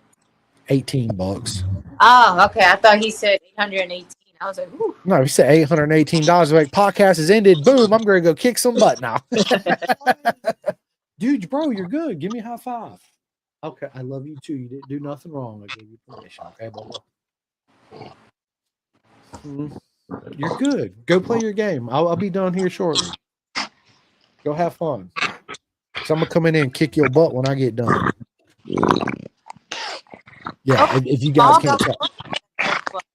Say that again, Jamari. Dog, did you hear his dog? Dude, that's what I was going to say. I hear a bunch of snoring. I love it. It's awesome. That's all he does. He's got a ball in his mouth. He's just playing with his ball. So that's 24/7. 24/7 ball in his mouth. Does he sleep with you in the bed, your dog? No, he's got a cage. He doesn't sleep, so he just runs around and wants to play 24/7. So at the track, we took him to track not last weekend, the weekend before when I was at Jennings, and all he did, he broke out of his cage, literally just played with everybody. Alex had to go grab him because he was running down the pit lane, basically. So yeah, he's a little monster. How come you didn't bring him to Daytona when we was there? Just too much. You know, he's a lot. So he said he's a lot. Carter says, I thought Dan had gas. My God, Carter, that was good. Oh my God.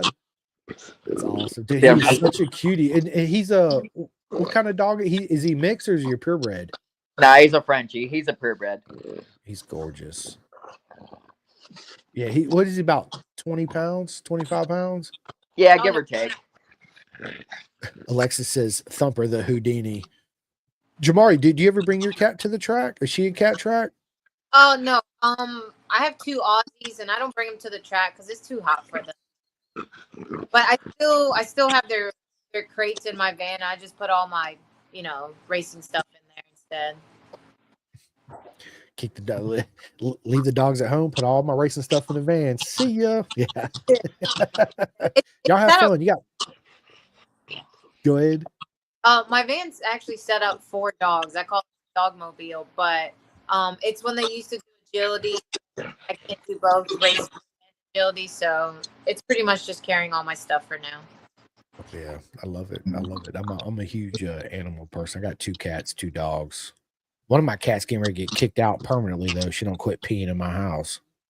Oh, wow. Yeah. And it's funny because she had ran away. We had her for maybe a year. She ran away for 3 months and then come back. And she was this little skinny, on the deathbed. She was this fat cat. She come back. She's literally this big.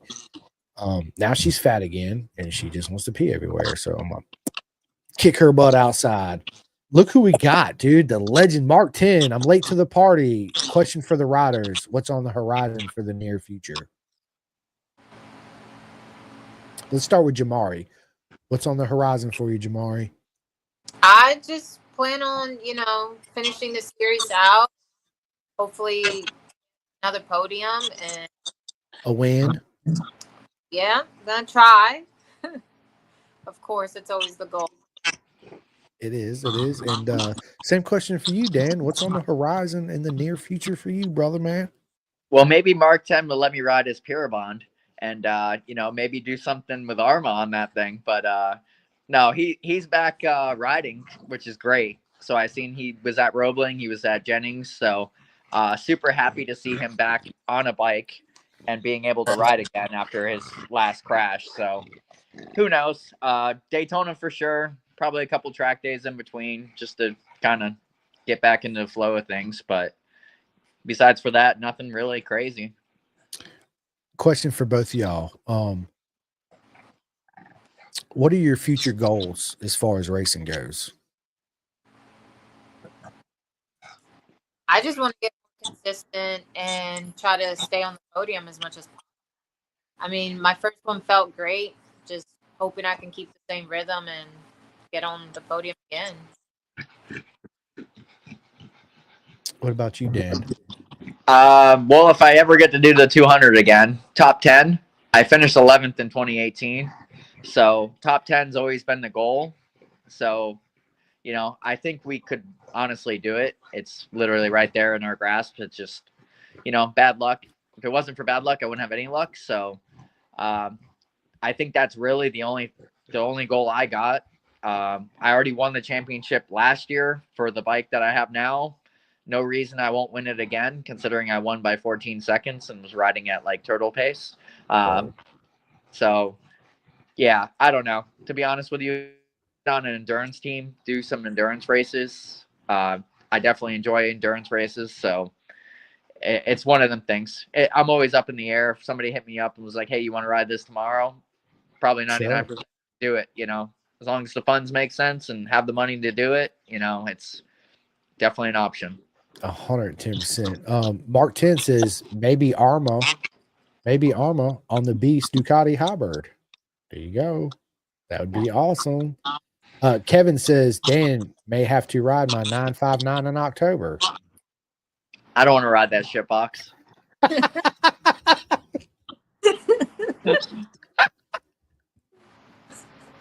What's funny is we took the V2 knowledge and put it on his 959 as far as my setup goes, and then he was like, "This bike's so much easier to ride." I was like, "See, listen to your little brother for once, and we'll make your bike better." You're welcome, Kevin. Love it. He said, "I want to ride that shit box." What's wrong with you?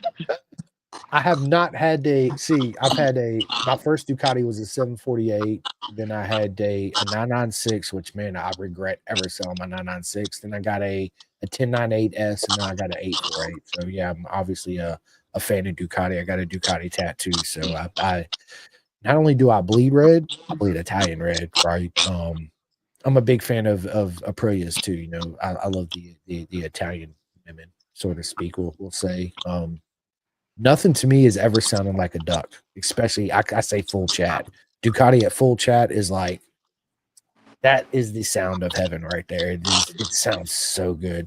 Kevin says shit box. At least it runs good now. You like dry clutch or wet clutch? Man, the sound of a dry clutch, again, there's nothing like it. But man, the pull on it's just it's a long pull, right? And it's you got to build a big form. It's like a Popeye on there to ride a duck, right? Two answers to that question.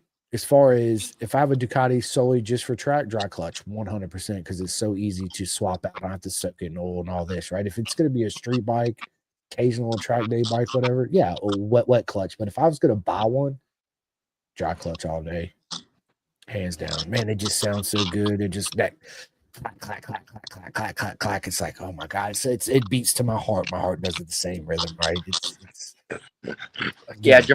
Jamara came back from her session when my bike was sitting on its side, and she's like, "What are you doing?" Oh yeah. I was like, "My bike's taking a nap." I had it laying on some Continental brick tires. So, how many different bikes did you ride that day? Like 5 different bikes? I rode 6 bikes in one day. Yeah. What was your favorite of that day? In one day. Yep. What was your favorite? My buddy Faraz's Ninja 400. Just because it's technically a super bike build. He's my weight, so it's already set up for me. Second would be Tom Keefe's 400 because I have 8,000 laps on that thing during the endurance races. His new bike. I thought you liked that one. Carter's new bike? Maria. No, I felt like I was gonna die on Carter's new bike, and then he crashed right behind me. So when I got off the bike, he rode an intermediate and crashed it. So first lap too. Wait, was he the one in the woods? No, he crashed in 13. He was the one that made us sit out the rest of the after or the morning sessions because he crashed. So who was in the woods? Like 4 novices. Everybody okay? Four beginner / because we had 4 groups. So with UCF, we tried a 4-group platform that I suggested because we have a lot of newbies. And then we had people like Jamari and Maria that were not quite at intermediate pace at that time, to where they were kind of bored out of their mind riding 40 miles an hour. And it's not fair for them. So I was like, why don't you create an educational class, use beginner, because that's what it's there for. UCF, sponsors the event. They help fund it. The students pay dirt cheap rates to get in there. So split up the groups. We don't need 20-minute sessions anyways in the summertime. Like, it was freaking hot.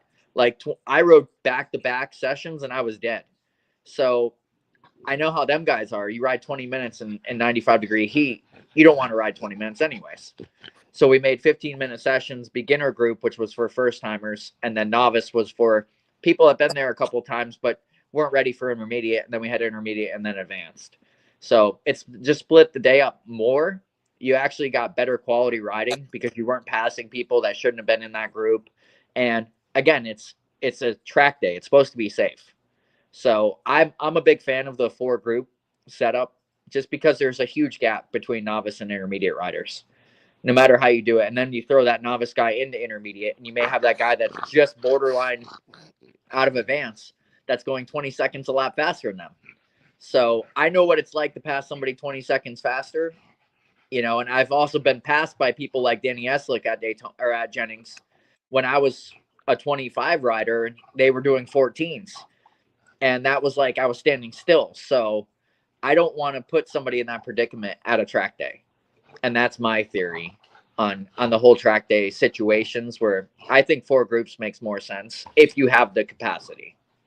Hey, I'm with it. You're right, because we're there to have fun, and you're right. It's no fun to show up to a track day with mass chaos, and there's so much time difference, speed difference between people out there on the track. It makes it dangerous too. Right, but also if you're that novice guy and maybe you want to push the limit a little bit, you can't do that when you only have passing zones in 3 spots and you're riding a 400, and that leader bike that's going slow as shit in the corners just keeps gassing it away from you every lap. So you're like, well, that's where I have to pass them, is in the straightaway, that I can't get a run on them.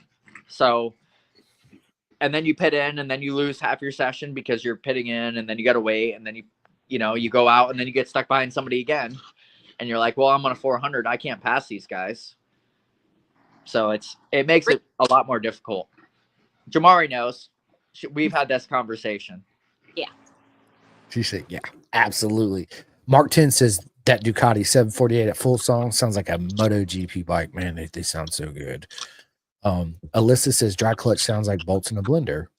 Yeah, congrats. So I remember I pulled up to a gas station, and this dude pulls up on a Harley, and he's like, I think your bike's getting ready to blow up. I was like, what are you talking about? He's like, what is that? What is that clack noise? I was like, it's a dry clutch. And he just looked at me like, what the fuck is a dry clutch? You know what I'm saying? I was like, well, come here, let me show you. And he's like, oh shit, that thing's cool as hell. Yeah. Freaking awesome. Yeah, it's air cooled, not oil cooled. The clutch is getting cooled by air. Facts. Alyssa says, we had 15 beginners. It was so awesome. I love to see new people at the track. Smiles for miles, And there was a lot of girls. Listen, I'm a huge fan of girls in the sport. I think it's beautiful. You belong in the sport just as much as we do. And shout out to our 2 BTR riders that I know, Brianna and Pearl. Both killing it out there, having a great time. So representing, the women of the sport. So absolutely, big shout out. Everybody knows I'm a huge fan of BTR. I've had a lot of them on. Y'all stay tuned. I got a lot more coming on. I just did one with Kiara Knibble, first time winner at BTR, second year in, and Lucy Blondell the other day. It's her second year in too. So yeah, I think it's an amazing program. So speaking of that, Jamari, this is a question I did want to ask you. Have you ever thought about signing up for BTR to race in Moto America? I think it would be absolutely amazing. To be honest with you, I love SFLMiniGP. I love everything about it, the people, the atmosphere, Mike Ferrero, what he does with it. My heart is with SFLMiniGP. I don't know what the future will bring, but that's just my focus right now. And my team that sponsors me, Mclntire Racing, if they decide to venture out of SFL, to more things, then I would probably follow that. But right now, SFLMiniGP is all I'm focused on. I got you. But you need to do BTR. You need to yeah, it's free. You should put an application in for sure. Everyone's got different goals and not on my radar. Okay. I believe in building a strong foundation and growing slowly. I've seen what has come out of SFLMiniGP, and it's amazing, and I think this is the path for me. I love it. You know what you want. You know what goals you have set out before you, which is more than a lot of us do when it comes to that. So yeah, congratulations. You stay doing what you want to do because you are fast and you will win. No, Bubba, I'm not mad at you. Why are you so upset? I promise you I'm not mad. What do you eat? Okay. Dude, you're good, bro. Give me a kiss. Because I forgot it was there. And I meant to hit B, but I hit A. Dude, you're good. Bro, see, it's $18. You're good, bro. Oh, okay, you can pay me back by cleaning up your room and doing laundry. No, I'll give you the money. Fine. Which one? Do you want the money back or do you want me to clean? I want you to Clean. clean. All right. 110%. Yeah, forget the money. I just want you to clean. We have a question for both of y'all. Mark 10, absolute legend. So if anybody's in the industry want to get some tires, look no further than Mark 10. Absolutely amazing human being. He says, what do the riders do to train for riding or racing, and how does a novice learn? So it's a two-part question. So let's just go with for the first one for both of y'all. What do you riders do to train for riding? So what do you do, Jamari, to train for upcoming races, and you too as well, Dan? Well, I like to do parking lot drills, and as much training as possible with my team. I literally will be at the track every single weekend unless they're closed. I'm there. If I'm not actually physically training in a parking lot or at the track, listening to videos online. I think I have listened to, oh gosh, while I'm working, I'm listening to riding videos, and I will sometimes listen to the same thing 20 times, and every time I capture something different from it. And I am always texting like Mark, Dan. There's so many people that I'm always texting with. They know, and they're always giving me tips. Know what I need to work on. Actually, the last Bushnell race, we had Saturday practice, and I didn't feel like myself. I didn't feel, like I was riding well. Afterwards, when practice was over, everyone either went to eat or went to, hang out in their RVs and relax. I drove an hour to a parking lot. I stayed until about 9 o'clock in a parking lot, and then went home. I got a couple hours of sleep and went to race Sunday. I love it. I love it.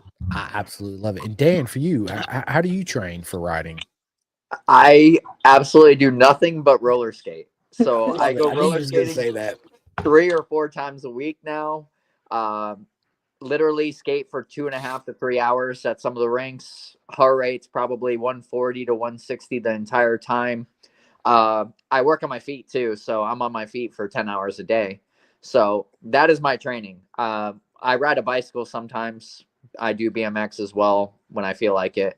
But besides for that, I don't lift weights. I don't do any of that stuff. I don't ride motorcycles unless I'm at the track. I don't ride on the street anymore. I literally just either work on my bike. That's it. That's the only time I touch a bike is at the track. So I love that's my training. That's crazy. Like the complete opposite. Right. Alyssa says he drinks Pepsi. That's how he trains. Oh, and I have to say, if I'm not training parking lot, or if I'm not training with my team Mclntire Racing, I'm out there training with the SoFlo group. They're an amazing group of riders. You should definitely have them on the podcast one day. They are very fast. They all treat each other like family, and they will take everybody in. They're so kind-hearted. Yeah, let's. I'm game. Let's get him on the podcast. Yeah, you probably have to talk to their team manager, Rocco, the dog. I'm pretty sure he'd approve it, though. I'm pretty sure he would. I'll bring some Scooby snacks just for him. 100%. I love it. So part 2 of that question is, how does a novice learn? Come on, Jamari, you're a novice. Yeah, that's what I'm waiting on. Come on, Jamari. There's just so much to it. Like, where do you begin? I would say SFLMiniGP. Yes, 100%. They have so many amazing coaches. George, who has been with them, I believe, since day one. George, Pat, even Juju, Ella, Avery. Everybody gets out there. Isaac. I've seen everyone go out there and help the novice people. and they have a class specifically for beginners. So I would say, how do novice learn? Parking lot drills, SFL mini GP with their coaches. And, you know, obviously, in my case, I'm always having discussions with people on Messenger. Dan's like, yes, I know. I got a whole phone full of them. Love it. But that's, again, that's the beauty of our sport is the friendships and the family you meet, that everybody's willing to help out and give everybody advice, because we want to see you succeed. We want to see you have fun. We want to see those smiles. We want to see you on that top box with that trophy. You know, that's absolutely. And Kevin says eats Oreos for breakfast and McDonald's for lunch. I don't eat McDonald's anymore. I haven't eaten McDonald's in years, but it's Wendy's or Chick-fil-A now, because that's what's across the street from my job. So yeah. I love it. So And I eat a bowl of ice cream every single night. A big bowl. I'm not talking, you know, like 5-6 scoops. That's why I'm 145 pounds and I don't gain weight. So, yeah. I love it. It's the Chick-fil-A ice cream diet. Y'all heard it here first. I love it. Oh my God. Jamari, are you any type of diets, or do you watch what you eat, or you just basically just? No, I do watch what I eat. I don't drink soda. I try not to consume too much sugars. I try not to eat anything too fattening. I am trying to watch my weight. I mean, every little bit helps on weight bites. So Yeah, the lighter I stay, the faster I can go up that hill at up the bridge at Bushnell. So this is a fact. This is a fact. I don't eat a lot of fast food. Man, I ain't ate McDonald's. And the last time I ate McDonald's, we went deep sea fishing. I have my plaque. It's behind this. I want to say 3 or 4 years ago for breakfast in the morning time. I'm not Chick-fil-A. My son loves Chick-fil-A. I can't stand it anymore because I eat the shit out of it, right? So now I'll get him something, but I don't eat it. I started eating the grilled nuggets.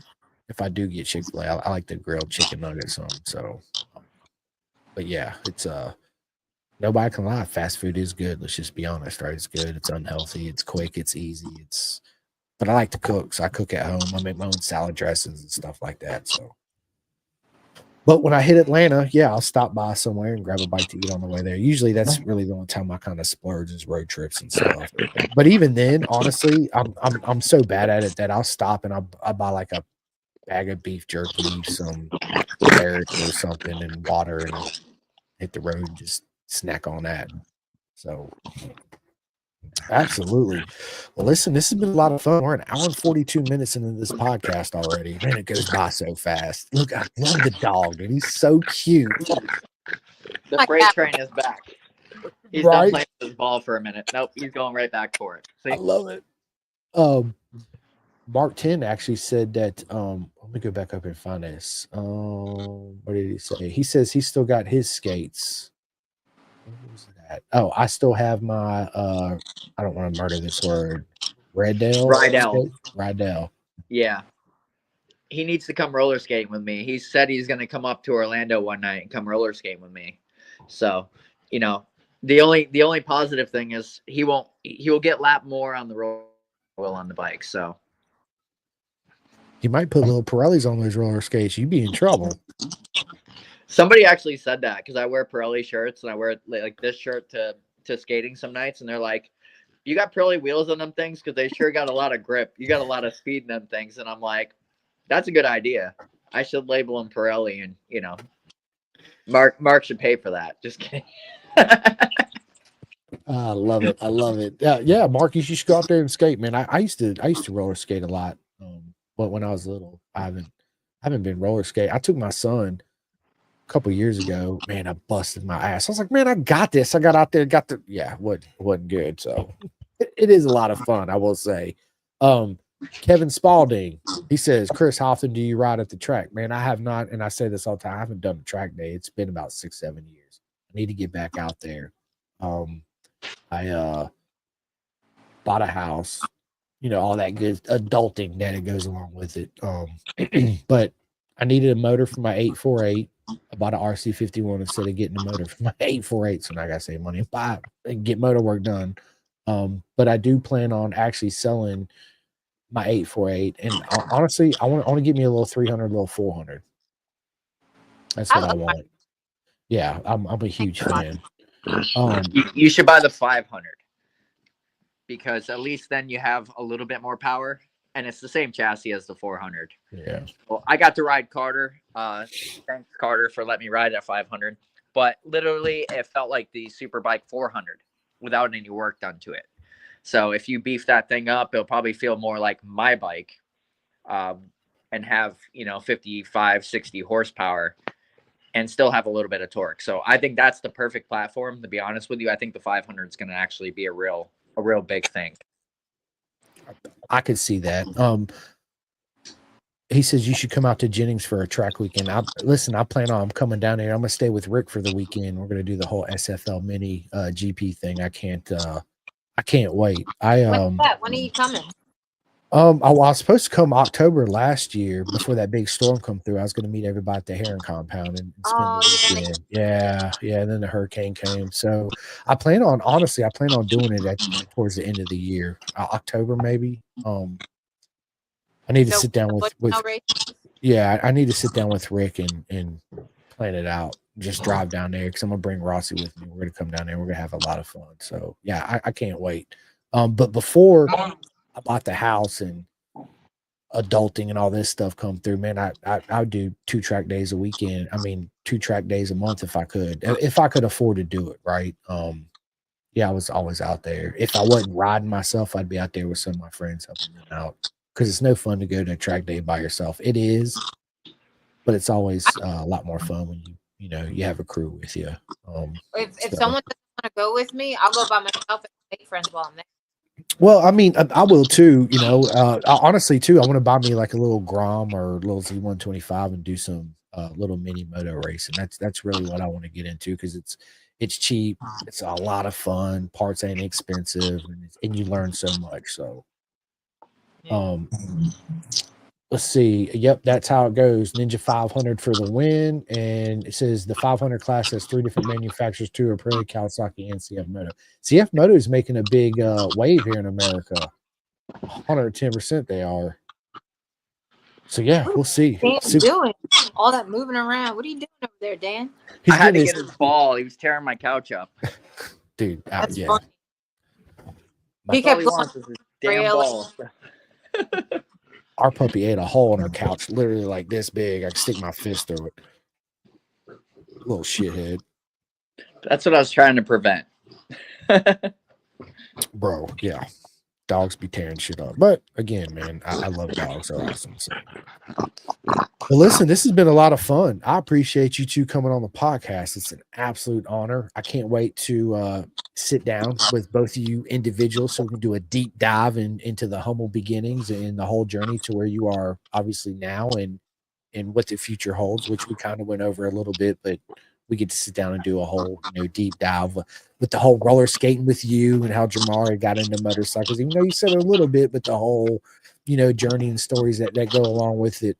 I'm actually gonna let you two in the podcast. But before I do, I gotta say thank you to everybody who likes and subscribes to this podcast. If you had an opportunity, please go hit that bell wherever it's at. I'm everywhere but Apple. If you guys go to Podbean, I still ain't figured it out with not Spotify, but Spotify. They're only showing I got like 99 episodes, but I got like 380 episodes on Podbean. It's a free app. You can go to podbean.com and boom, there you go. But without Dan and Jamari and everybody coming on here, I would not be able to do this. So it's nothing but love to every single one of you guys and girls. And I will be at Road Atlanta. I'm super excited to hang out with all my friends and see everybody this weekend coming up. And then I'll be there at Cycle Jam at the end of the month. And then towards the end of the year, I plan on coming down with SFLMiniGP. Dan, you're going to come out there with us and hang out with us for that weekend.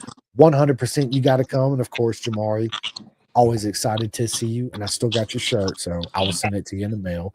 I ain't forgot. Dan's already got his, so he's squared away. And I'm getting some stickers in too. So when I send that shirt, I'll hook you up with a bunch of stickers too. So yeah, listen, this has been a lot of fun. I'm gonna let Jamari, you go first. You give all your shout outs. Everybody can find you and all that, and then we'll give the floor to Dan. Well, what does Dan go first? I have a big list of shout outs. Okay. We'll do your list. It's fine. Go ahead. All right. Well, I don't want to leave anybody out. And if I do, I'm sorry. But first, I want to thank my Mclntire for 13, all of my wonderful teammates, Mason, Matthew, Cooper, Archer, Abel. I have to thank Oswaldo Diaz. He's the one that first taught me how to drag knee and got me into racing SFLMiniGP. My mechanic, I'm lucky to have one full time. Paul Reese, Alex for letting me use his bike. Joanie, my sister, she's really good pit crew. She helps me and Matthew out. SoFlo, David, and the other members. I got to thank our photographers, Matt Dexter, Michael Van Pick, Mark 10, always giving me, help whenever I have a tire question. Pat, Jay, George, Chris, Blake, Dan and Kevin Spaulding, Joe, Randy, Micah. Hold on, I wrote a list. Drea, Maria, Sandra, and anyone that's ever helped me at the pits. I know last time Zach helped me, Chris. None of this would be possible without Mike Carrera, and of course for Bushnell and T4 for allowing us to have races there. It's not many places you can ride a mini bike, and Bushnell is one of the few places that you can go any day of the week. And I am very thankful for everyone. And like I said, my team, Mclntire Racing, Mr. 413, Chris Miranda, Rick, part of it. Thank you, everyone that's ever done anything for me. I really, really appreciate it. I forgot to mention you. You know who you are, and thank you from the bottom of my heart. Y'all hear my dog had to say something back there in the background. So that's my long list. Your turn, Dan. My list is nothing like your list, so I'm proud of you. I'm glad you remember all them people because I would never remember all them people. Well, I have to say, so many people have helped in one way or another, and they need to know that they are very, very much. Absolutely.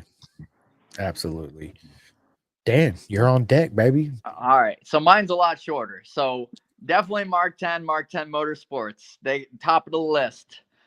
Free Hugs Racing. They were the ones that took me in, was like, hey, we all did track days together. Why don't you join our team? We did a bunch of rounds.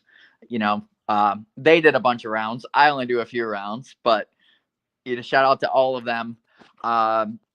Louis Rafa. So that's a name that probably nobody knows here in America, but he is a pro sport bike rider, or was a pro sport bike rider in the Canadian Superbike Championship. He was the one that came to Jennings. I rode with him my second ever track day in advance, and he said, how long you been riding? I was like, it's my second track day. And he was blown away and was like, you need to start racing. I was like, it's my second track day. And he kept pushing me, and every time he came down from Canada to train before the season started, he would be like, you need to race. So he was the one that pushed me to start racing. We got, who else we got on here? El Car Wash. So El Car Wash sponsored me. That is my current job. They took me in September after my previous job decided to let me go for no apparent reason. So they took me in, gave me a home, and sponsored me 6 months after starting to work for them. So great company to work for. My brother, Kevin. So without Kevin, a lot of this journey wouldn't happen. Financially, things like that. Faraz, huge shout out to Faraz too. He was the one who did my video to kind of promote me a couple of years ago. He's a great photographer too. He does a lot of little videos. He does a lot of reviews on motorcycles. So if you're interested in a new motorcycle, look at his reviews, because he rode 60 bikes or something like that at Bike Week this year. Holy shit. Yeah. Everything from CF Moto all the way to the top brands. So he literally spent like the whole Bike Week, the beginning weeks, just riding motorcycles. And I was like, you're insane. So Free Hugs team, Power, Allie, Kevin, I'm sure I'm going to forget some people, Chris Miranda, all them guys that are Tom. I can't say enough about Tom, Maria. Tom always lets me ride his bikes. So appreciate all you guys. And that's basically it for me. So I love it, man. I love it. And it was good to meet your brother too at Daytona. I met him. Wasn't he there? Didn't I meet your brother there, Dan? Yeah, he was there. Oh, I can't forget this. Chris White, without his support And without his knowledge and without him dealing with my shit at Daytona this year and a few years ago when we blew up the motor and he was racing too, literally without that man, he is a magic scientist as well. He does some crazy shit, but that's what makes us fast, right? Absolutely, it does. And on that note, I forgot one shout out. Big shout out to my man Tate at 64 Degree Racing. I got my new undersuit in today. It's absolutely amazing. I already put it on. I come around the corner before the podcast started. My son said, "What in the hell do you have on?" I said, "It's my new undersuit." He says, "Cool," and goes back to playing video games. But yes, thank you so much for 64 Degree Racing Tape. Anybody out there looking for an undersuit, again, look no further than the 64 Degree Racing. This is my second custom undersuit from them.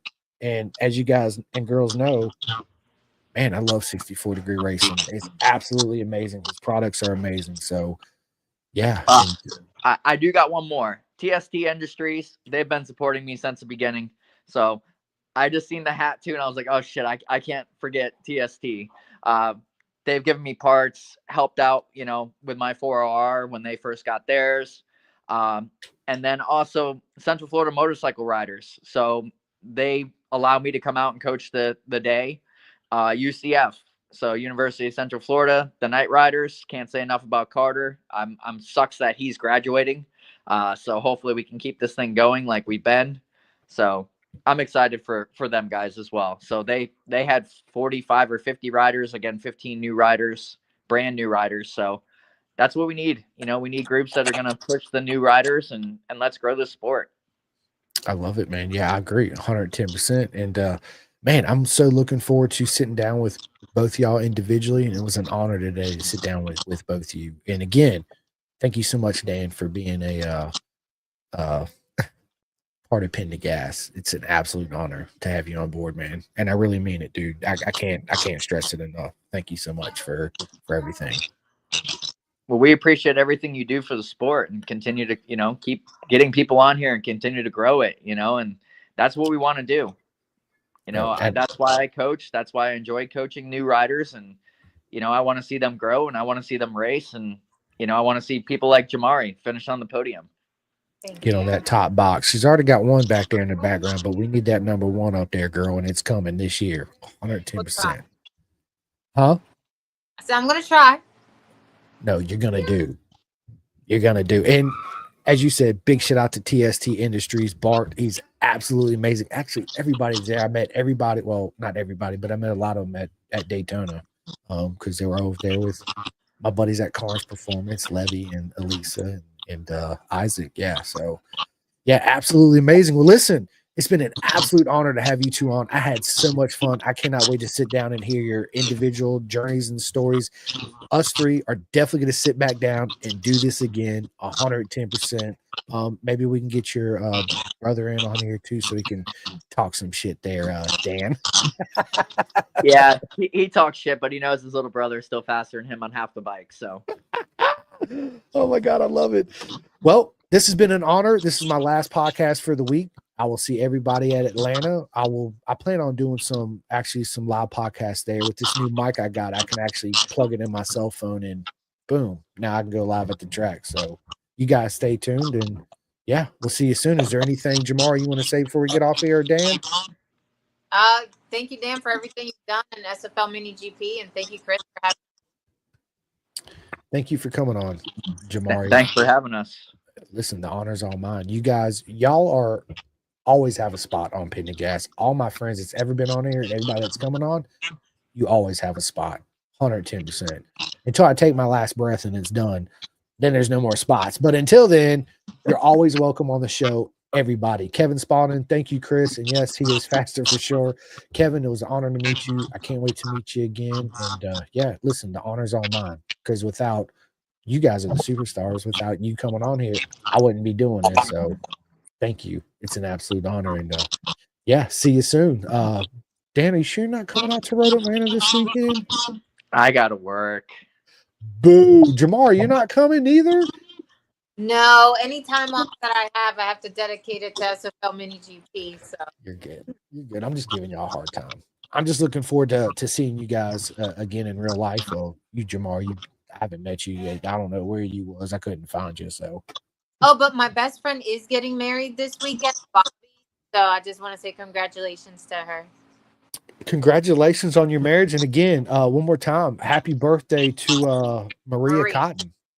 Yeah. See, I remember. Yeah, good stuff. Good stuff. So, yeah. Well, ladies and gentlemen, I had an honor. It was an honor for these past 2 hours to sit down with two of my really good friends. And yeah, can't wait to do it again. Until then, we will see you soon. And this will be out everywhere. iHeart, Spotify, all that good stuff tomorrow. If you guys didn't catch it, you caught midway. As soon as I end this, you can go straight to YouTube, rewatch it again, or my Facebook and rewatch it. If not, you'll have to wait till tomorrow and go to everywhere and listen to it. But yeah, thank you guys and girls so much for coming on here. Jamari, you're an absolute legend. You're a weapon. You keep looking forward, one foot in front of the other, get faster. You're going to end up breaking a lot of boys' hearts this year in SFL Mini and next year. Congratulations with Mclntire and the whole team. Super proud of you. Dan, you're a fucking beast. You're absolutely proper mega. And man, thank you so much again for all love and sport and everybody. And on that note, we are out of here. See you guys. All right, let me end this. Y'all stay on. Just give me 1 second. Calling all two-wheel enthusiasts, get ready to rev up your earbuds with Pin the Gas Podcast, the ultimate motorcycle racing podcast, hosted by Chris Simcoe, one of our very own excellent leaders here in Roanoke, Virginia. With expert analysis, behind-the-scenes stories, and exclusive writer interviews, Pin the Gas Podcast delivers the adrenaline rush of the racetrack straight to your ears. Whether you're a diehard fan or a curious newcomer, you'll gain insights that will transform how you watch and understand motorcycle racing. On your favorite podcast app, join Simcoe as he takes you on a high-speed journey through the world of motorcycle racing. Pin the Gas Podcast.